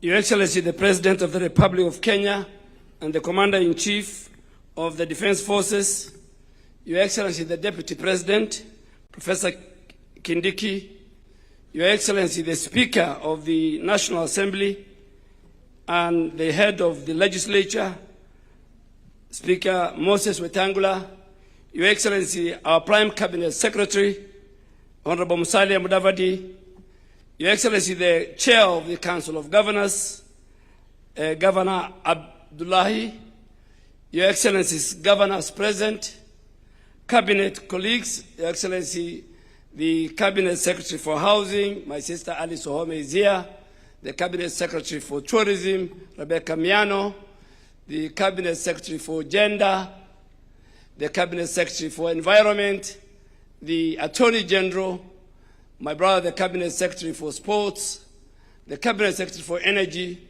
the Cabinet Secretary for Education, the Cabinet Secretary for Water and Irrigation, and the Cabinet Secretary for Labor. Your Excellency, allow me also to recognize the chairs of our Parliamentary Health Committee, the Senator Mandago, the chair of the Health Committee from the Senate, and the entire leadership, Dr. Nyikal, the chair of the National Assembly Health Committee. Your Excellency, allow me also to recognize the entire leadership of the Ministry of Health at the national level. Allow me also to recognize the entire leadership from the CECs of our entire 47 counties who are present here, civil society representatives, NGOs in the health sector, our development partners in the health sector, our diplomatic representatives who are here, a number of diplomats are here. Your Excellency, the heads of health agencies, health workers, citizens who are here this morning, allow me to welcome you and every delegate to the Kenya Health Summit 2026. This is the largest gathering, Your Excellency, of Kenya's health sector ever convened in this republic, and it is fitting that it takes place under the theme that is a statement of fact rather than a wish. Reform delivered, health as a right. Your Excellency, in August of 2022, the people of Kenya were offered a choice. They were not offered slogans. They were offered a plan, written down, published, in which universal health coverage stood as one of the 5 pillars of our national transformation. Kenyans read that plan and they give it their mandate by electing you as their 5th president. 4 years later, we have come to this hall to do something that is rare in the politics of our country and in our region. We have come to place that plan side by side with a record and to invite the whole country to compare the two. And I want to say something about why this was possible, because it is not a technical story we want to say. It's also a political one. Every government that has ever governed Kenya knew what was wrong with our healthcare system. The diagnosis was never a secret, but it is set in reports. It was found in commissions. It was found in expert panels, in the exit notes of the departing officials, including presidents. But what was missing was also never the analysis. What was missing was a head of state willing to spend the political capital. Your Excellency, in the first year of your administration, you chose to retire an institution that has served this country for nearly 6 decades, that employed thousands, that had a constituency of its own, that has defeated the reforming intentions of every government before you. You were advised, and I know because some time is set in those meetings, and it could have been safer for you to amend, it could have been safer for you to postpone, or to pilot the way some of your predecessors have done, or to appoint yet another task force. You declined all those offers. You went to Parliament as our president, and you asked for the 4 new laws. And that's why the Speaker of the National Assembly and the Committees of Health are here. And when the transition proved difficult, as deep reforms always do, you did not retreat into silence. You went out and explained it publicly in every county in this republic. And that's why we are here today. Not because the Minister of Health is clever, but because this reform had a political ownership at the very top, sustained for 4 years, and the technical machinery built deliberately underneath. Your Excellency, you will shortly place before this nation, is not my duty, the full account of universal health coverage, known as Taifa Care. You'll tell the country the coverage we have done. You'll tell the country the contribution, the payments, and the outcome.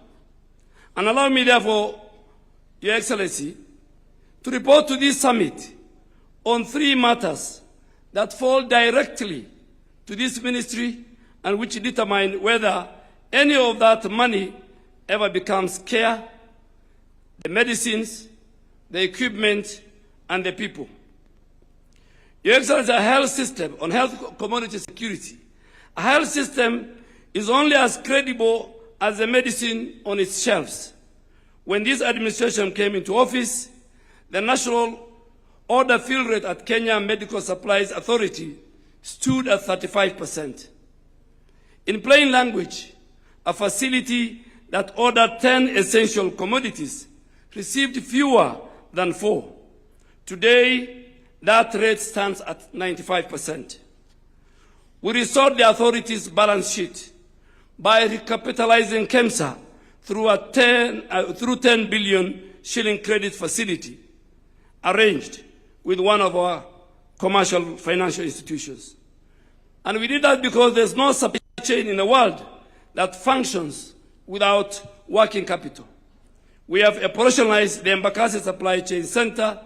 We have strengthened our regional distribution hubs in Kisumu and Mombasa. And we have moved the entire chain from paper to platform.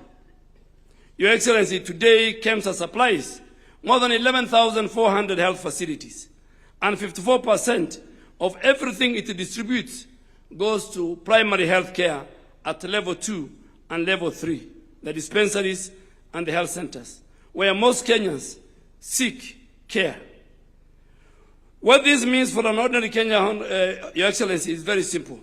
The mother who walks to a dispensary with a prescription in her hand now finds the medicine at the end of the queue, and not a referral to a chemist she cannot afford. On National Equipment Support Program, equipment, Your Excellency, because a clinician without a diagnostic is a clinician guessing.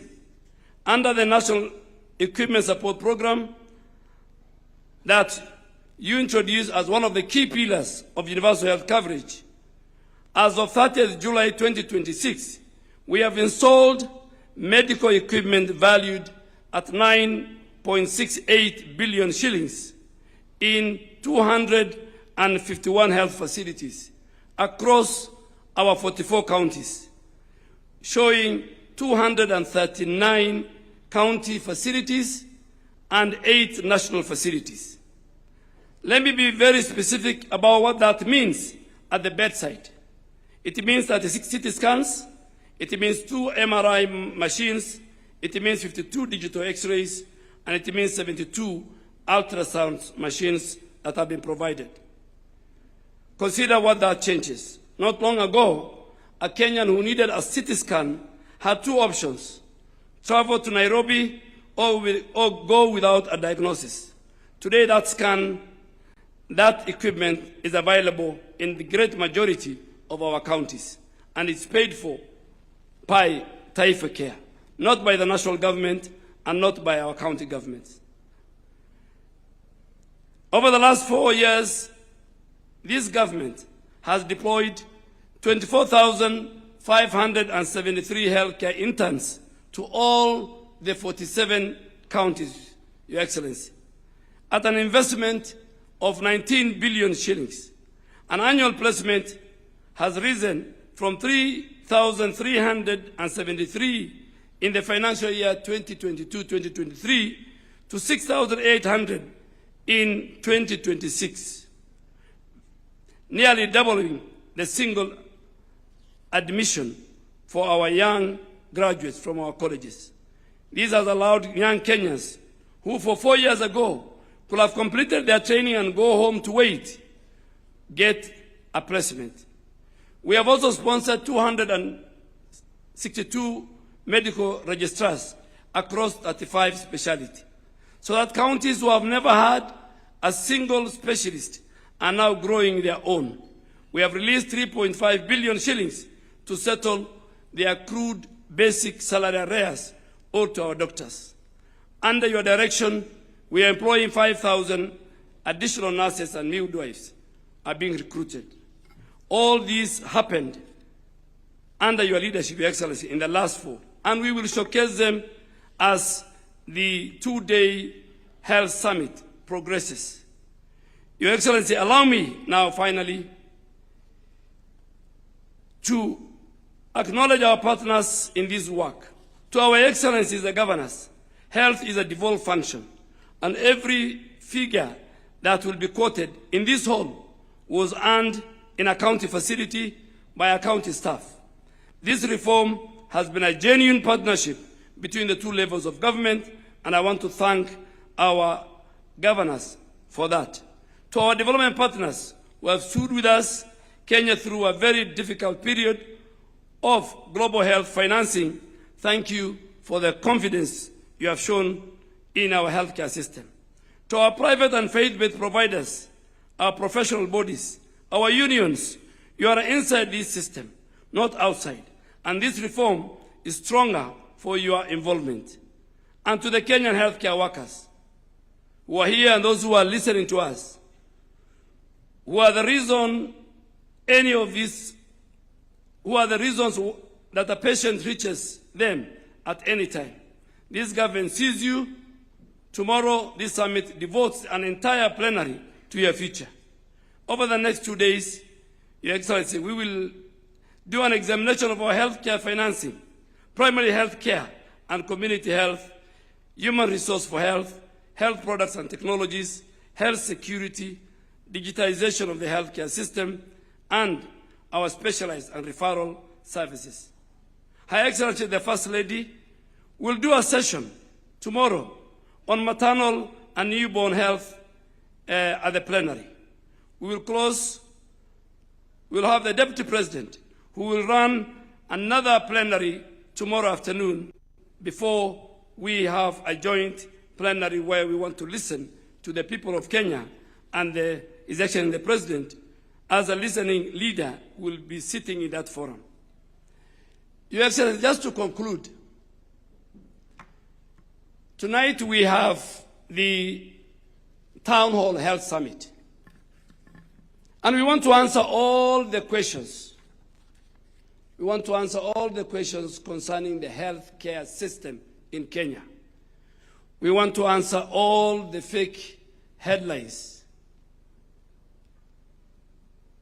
for 4 hours.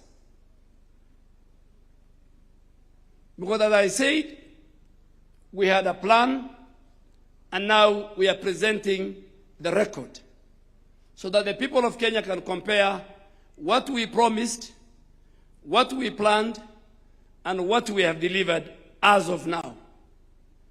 To Your Excellency, and more important, is in that healthcare at a health summit town hall tonight, we will have testimonials from the stakeholders, what our unions see in terms of healthcare workforce reform, our patients, professional associations like Kenya Medical Association, and many others.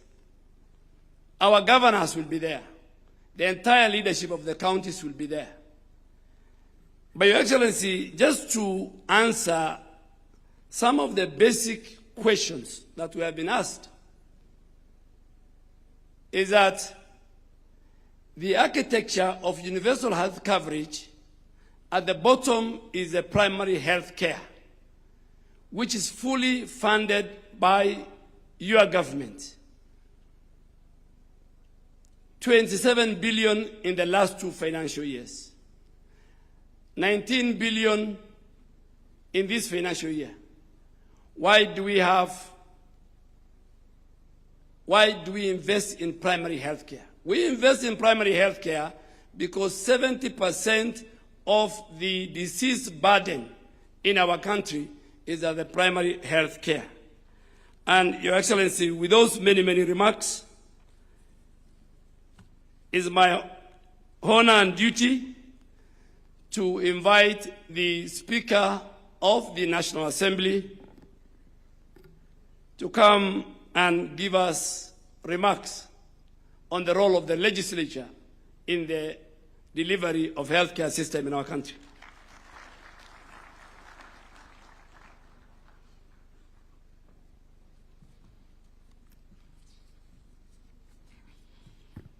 Your Excellency, the President and Commander-in-Chief of our Defense Forces, Your Excellency, the Deputy President, and all established protocols followed, I'm here and I'm honored to address this health summit on behalf of Parliament.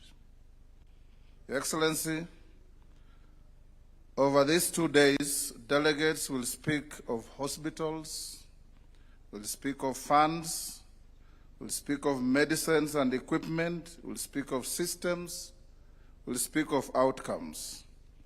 I wish to speak about one aspect that precedes all of them, and without which not one of them would exist, and this is the enabling legal framework.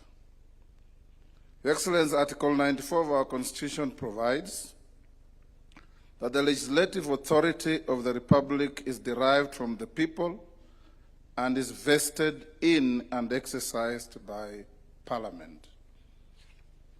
At our independence, Your Excellency, our founding father pronounced that the incoming government of the people of Kenya was going to focus on fighting three things: poverty, ignorance, and disease.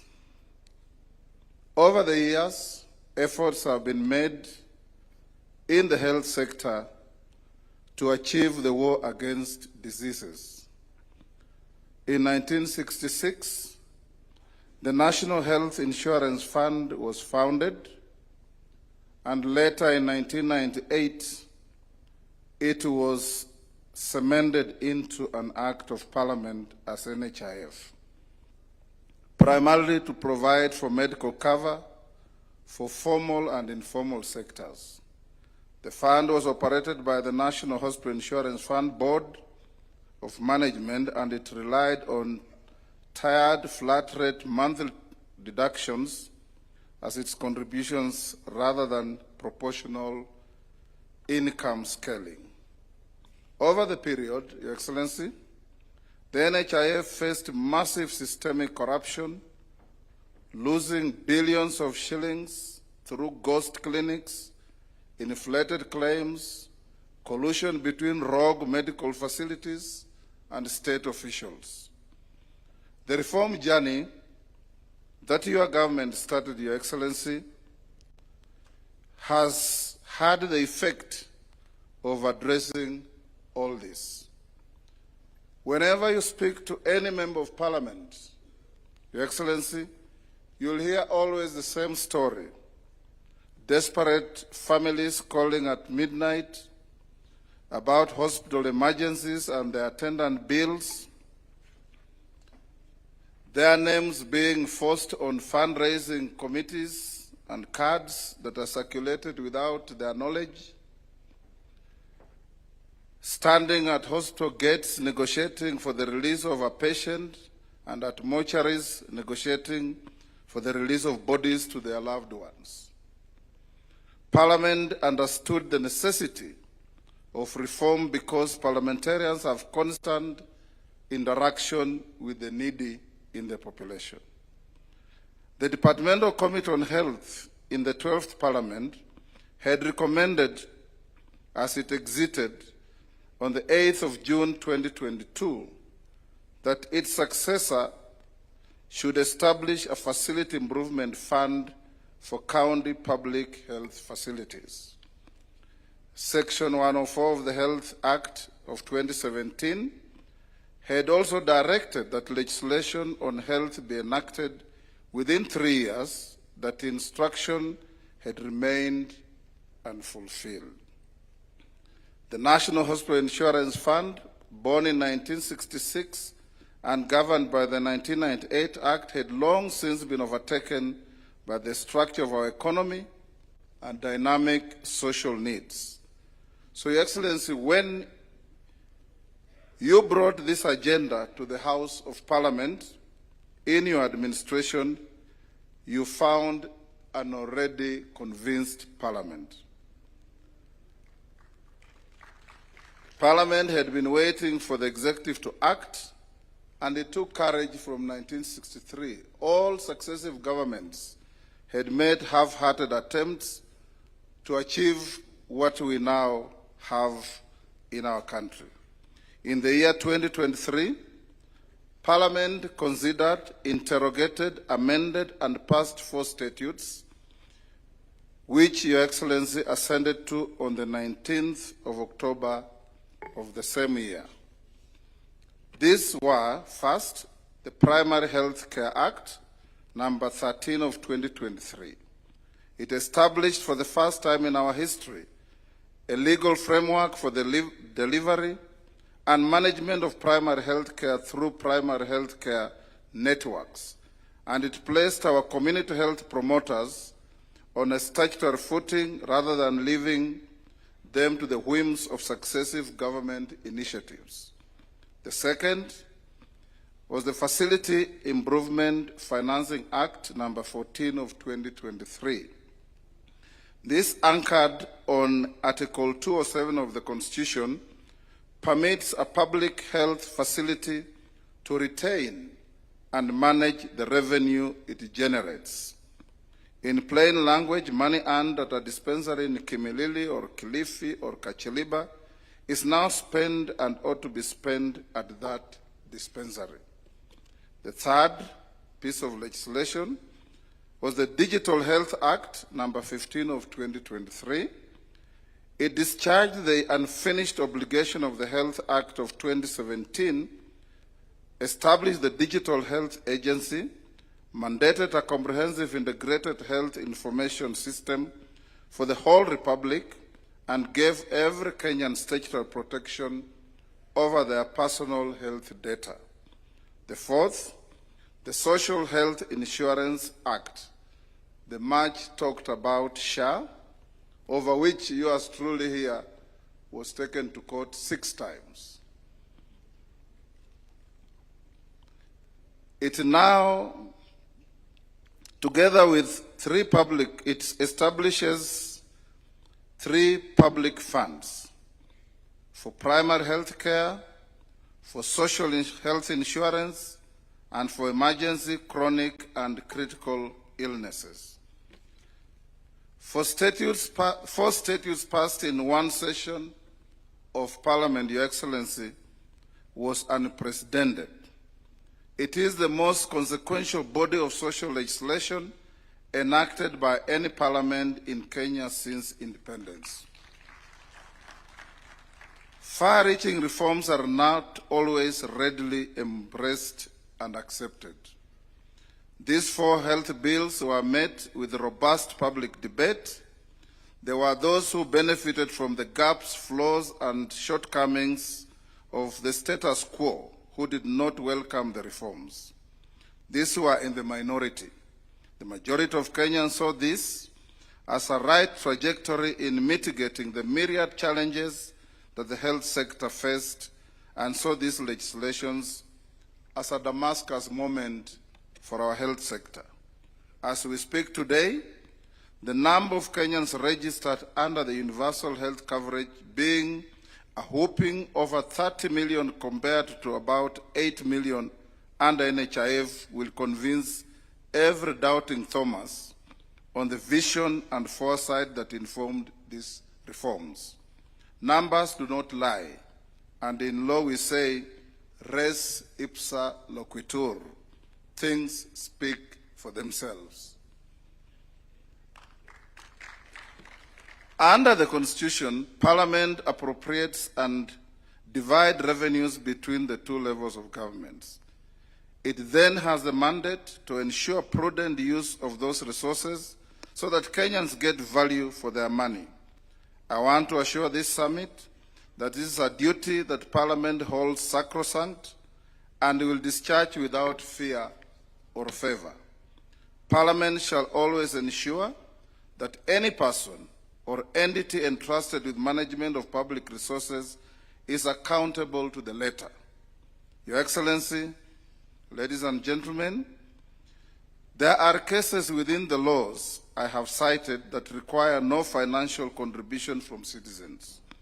These are primary health care, emergency, chronic, and critical illness. That notwithstanding, the law has set out the primary health care fund and emergency illness and critical health care fund, which are financed from parliamentary appropriations. Even in such cases where ordinary citizens do not directly pay for those services, the funds draw the money from taxpayers' purse, while the degree and extent of responsibility must remain the same. Your Excellency, ladies and gentlemen, with all these good legislative reforms, questions are constantly raised by members of Parliament on issues that this summit needs to address. Number 1, rationalization of manpower or health professionals so that citizens in both urban and far-flung rural areas enjoy similar benefits and attention from our health sector workforce, including medical consultants. 2, the preventive and promotive care should be more enhanced to avoid costly curative remedies. Here we should place emphasis on regular physical checkups, clinics, advice on nutrition, fitness, immunization, counseling, etc. 3, cases of hemorrhaging funds from the healthcare system by individuals and health facilities, whether public or private, must be checked, and those found culpable must face the consequences. These include the war against ghost facilities that were very common under the defunct NHIF. I was happy as we went round to see that now we have an AI fraud engine that is dealing with this difficulty. The last, even where the citizen is required to make a financial contribution, the regulators should ensure that no unlawful charges are levied against any citizen. Your Excellency, distinguished delegates, ladies and gentlemen, as I conclude, I want to assure this summit that Parliament will discharge its responsibility to keep the health sector buoyant in our country. We will appropriate sufficient funds subject to the size of the envelope available and other national requirements. We will ensure appropriated funds are put to proper use, and together with the Auditor General, we will discharge these functions fully. We will remain open and ready to support the government with continuing legislative reforms to better existing laws and regulations and to give full meaning to health-related provisions in our Constitution and for the benefit of our country. I thank you.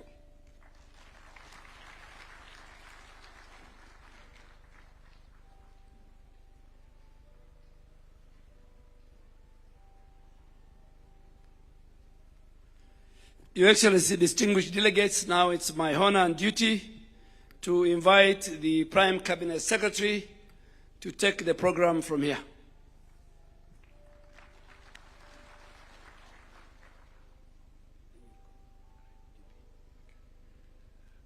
Your Excellency, the President of the Republic of Kenya, Dr. William Samoei Ruto, Your Excellency, the Deputy President, Professor KICC, Speaker of the National Assembly, Chair of the Governors, and all governors present, my colleague ministers, colleagues in the public space,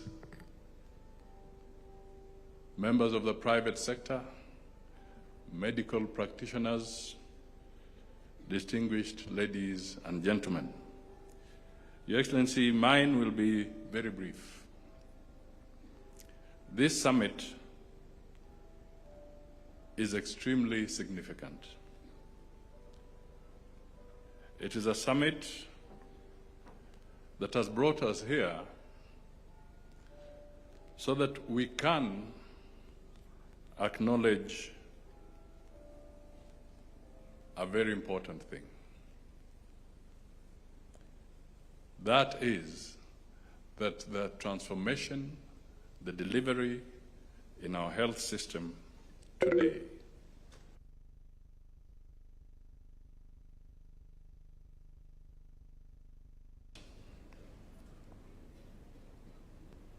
Your Excellency, you have stayed the course. You stayed the course when people went to court. You stayed the course when there were demonstrations in the street. You stayed the course when the critics were in every corner. You stayed the course even when people were branding you all sorts of names. Today, we celebrate a major transformation in Kenya's health sector. What we are going to witness and what we have witnessed ladies and gentlemen, is fact and not fiction. Secondly, Your Excellency, I just want to say that one other hat you do wear, because the issue around the medical challenges does not end with Kenya's boundaries, is that you are also doubling up as the African Union champion for pharmaceutical manufacturing in the African Union. Again, a journey that moves beyond Kenya's boundaries to the continental realm, where you have to aggressively support and help transform matters medical on the African continent. Your Excellency, even in the middle of challenges, you have stood out to make sure that Kenya remains a responsible member of the international health fraternity, WHO and other international obligations. When most people were scared to step forward on how Kenya can play its role in the midst of pandemics and epidemics, Kenya stood forward, and you said that you shall be a responsible member of the WHO and the conventions that relate to health and the need to anchor and support other countries and other people when there's a medical crisis. You were taken to court, but you stayed the course.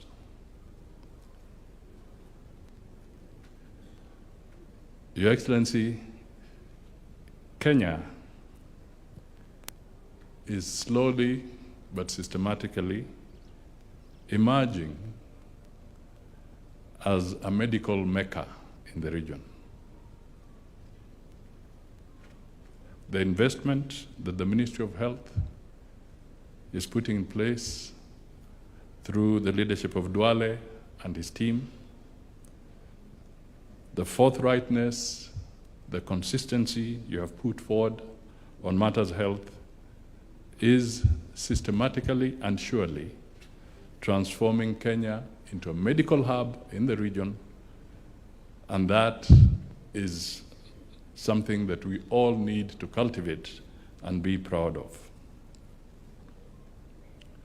Finally, Your Excellency, Kenya Kwanza, the nation first, the citizens first. Your message around the health sector is clearly a very, very critical plank and message that you will have nothing stopping you as long as you are focused on making the citizen come first in this country. We salute you. We also recognize that this is another classic example of perfect partnership between the national government and the county governments. This is a devolved function, but it is a partnership between the national government and the county government. I'm emphasizing this, Your Excellency, because there are times when you say that you want a partnership about other things between the national government and the county government, people proceed to court, forgetting that even what we are doing is a partnership between the national government and the county government.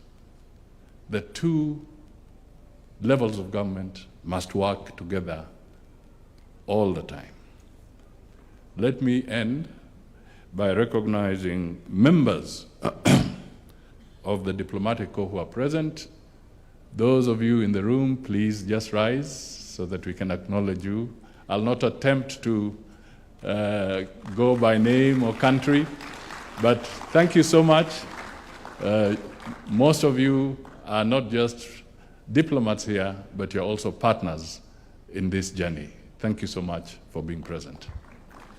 It is now my honor to invite the Deputy President, Professor Kithure Kindiki, to come and make his remarks and invite His Excellency the President.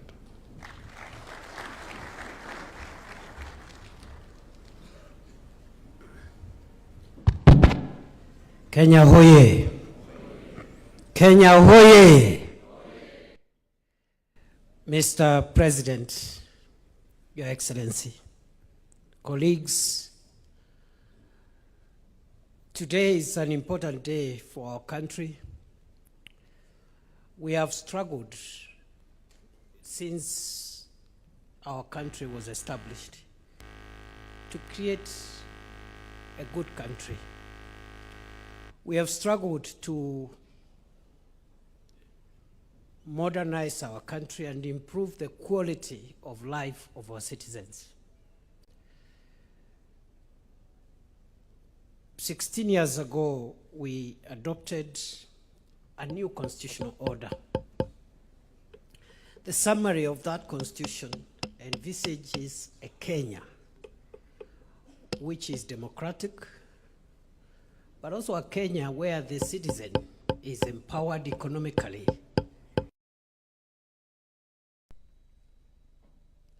While we have made good progress on the democracy front, I think,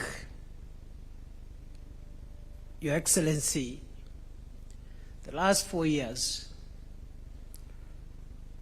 are extremely important for us because for the first time, we have started deliberately making the first steps towards realizing a wealthier and healthier Kenya, which is an important component of realizing the dreams of the founders of our nation, the makers of our constitution, and the dream of a Kenya of the future. And so as I sit here to listen, Your Excellency, I relish to see the progress you have enabled us to achieve by carrying the people. Now we are talking of 32.3 million Kenyans covered with a medical insurance cover. This is phenomenal. We are looking at people getting medical advice from their homes and villages through the consequential 107,000 community health promoters, which continue to serve our nation well.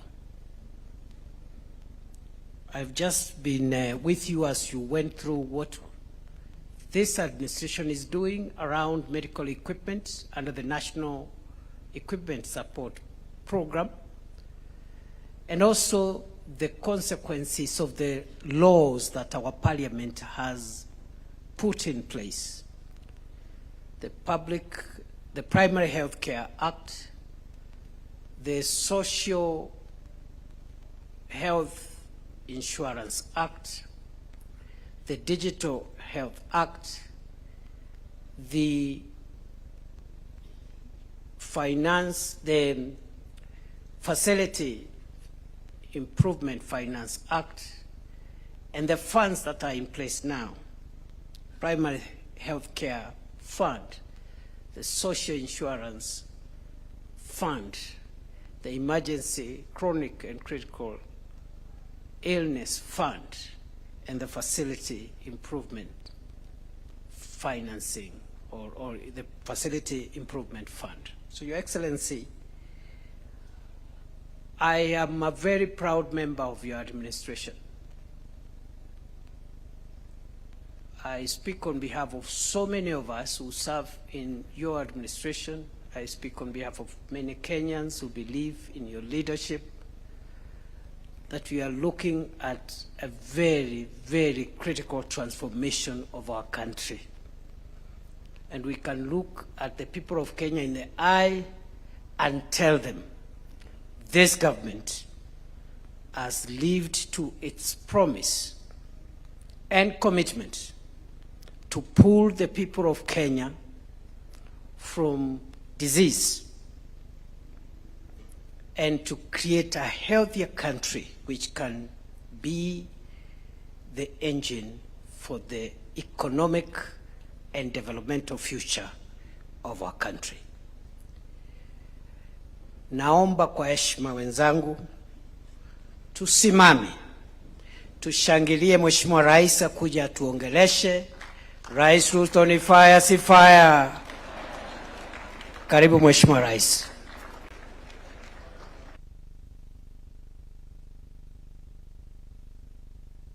Asante sana Bwana Deputy President. Huyu Deputy President ni fire si fire. Tafadhali tuketi, asanteni sana. Thank you very much. Let's take our seats. Distinguished guests, ladies and gentlemen, there are promises governments make because they are popular. Others because they are convenient. And then there are promises a nation must keep because they speak to who we are and the country we intend to become. Universal health coverage is one such promise. For years, Kenya lived with a contradiction we should never have accepted, that access to health could depend on the size of a citizen's wallet. Illness could force a farmer to sell his livestock or sometimes his land. A mother could exhaust her savings, or a community forced to organize a fundraising simply to keep one of their own alive. Too often, treatment became a debt and sickness a pathway to poverty. That was wrong. It was also unjust. 16 years ago, through Article 43 of our Constitution, Kenyans made a solemn promise to one another. And that promise, the right to the highest attainable standard of health, was inscribed in our supreme law, and that no person shall be denied emergency medical treatment. That is not an aspiration. It is a constitutional command. That command informed the promise we made when I sought your mandate in 2022.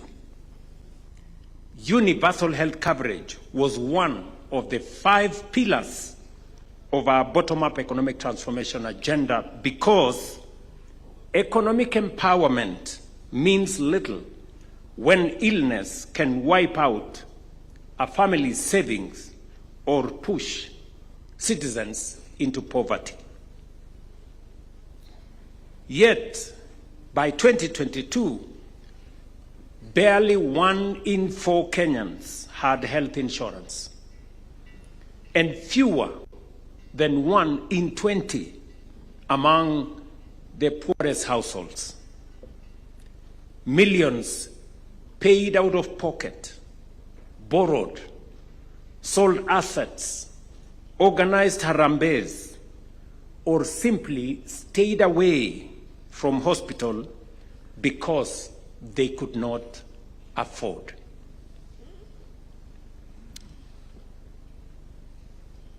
Kenyans were spending an estimated 150 billion out of pocket every year on healthcare. The problem went beyond financing. KEMSA's order fill rate had fallen to roughly 40%. Medicines were often unavailable. Records remained paper-based. Claims moved very slowly, and facilities struggled for resources, while emergency care remained fragmented without a coordinated national response.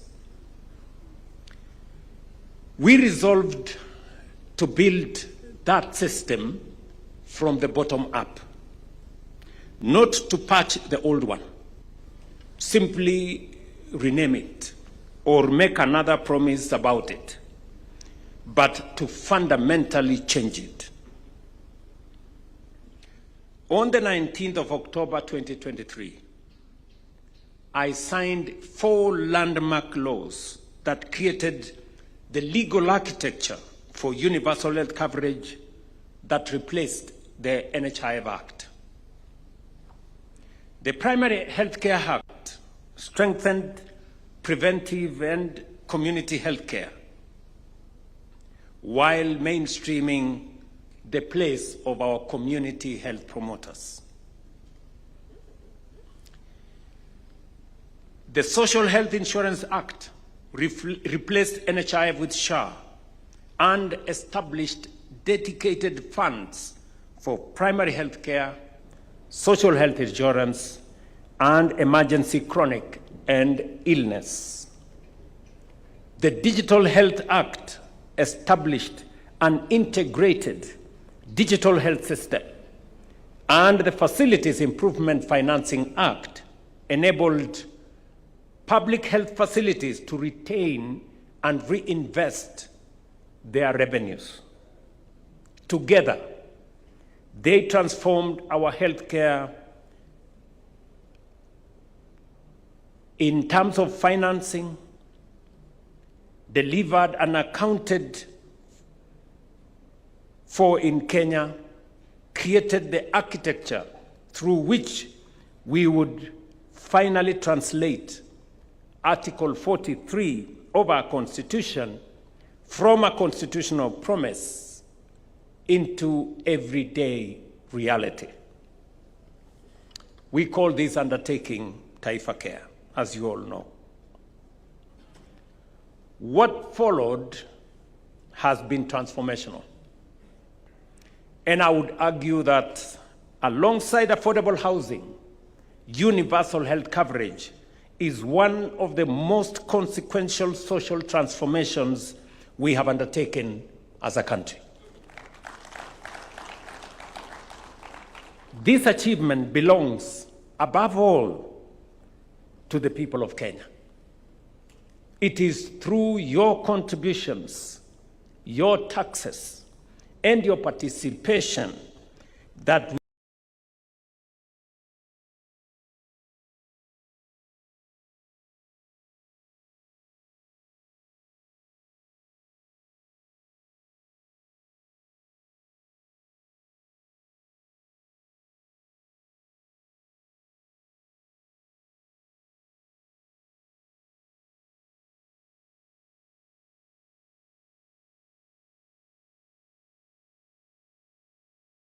we have been able to make possible what our country has aspired for generations.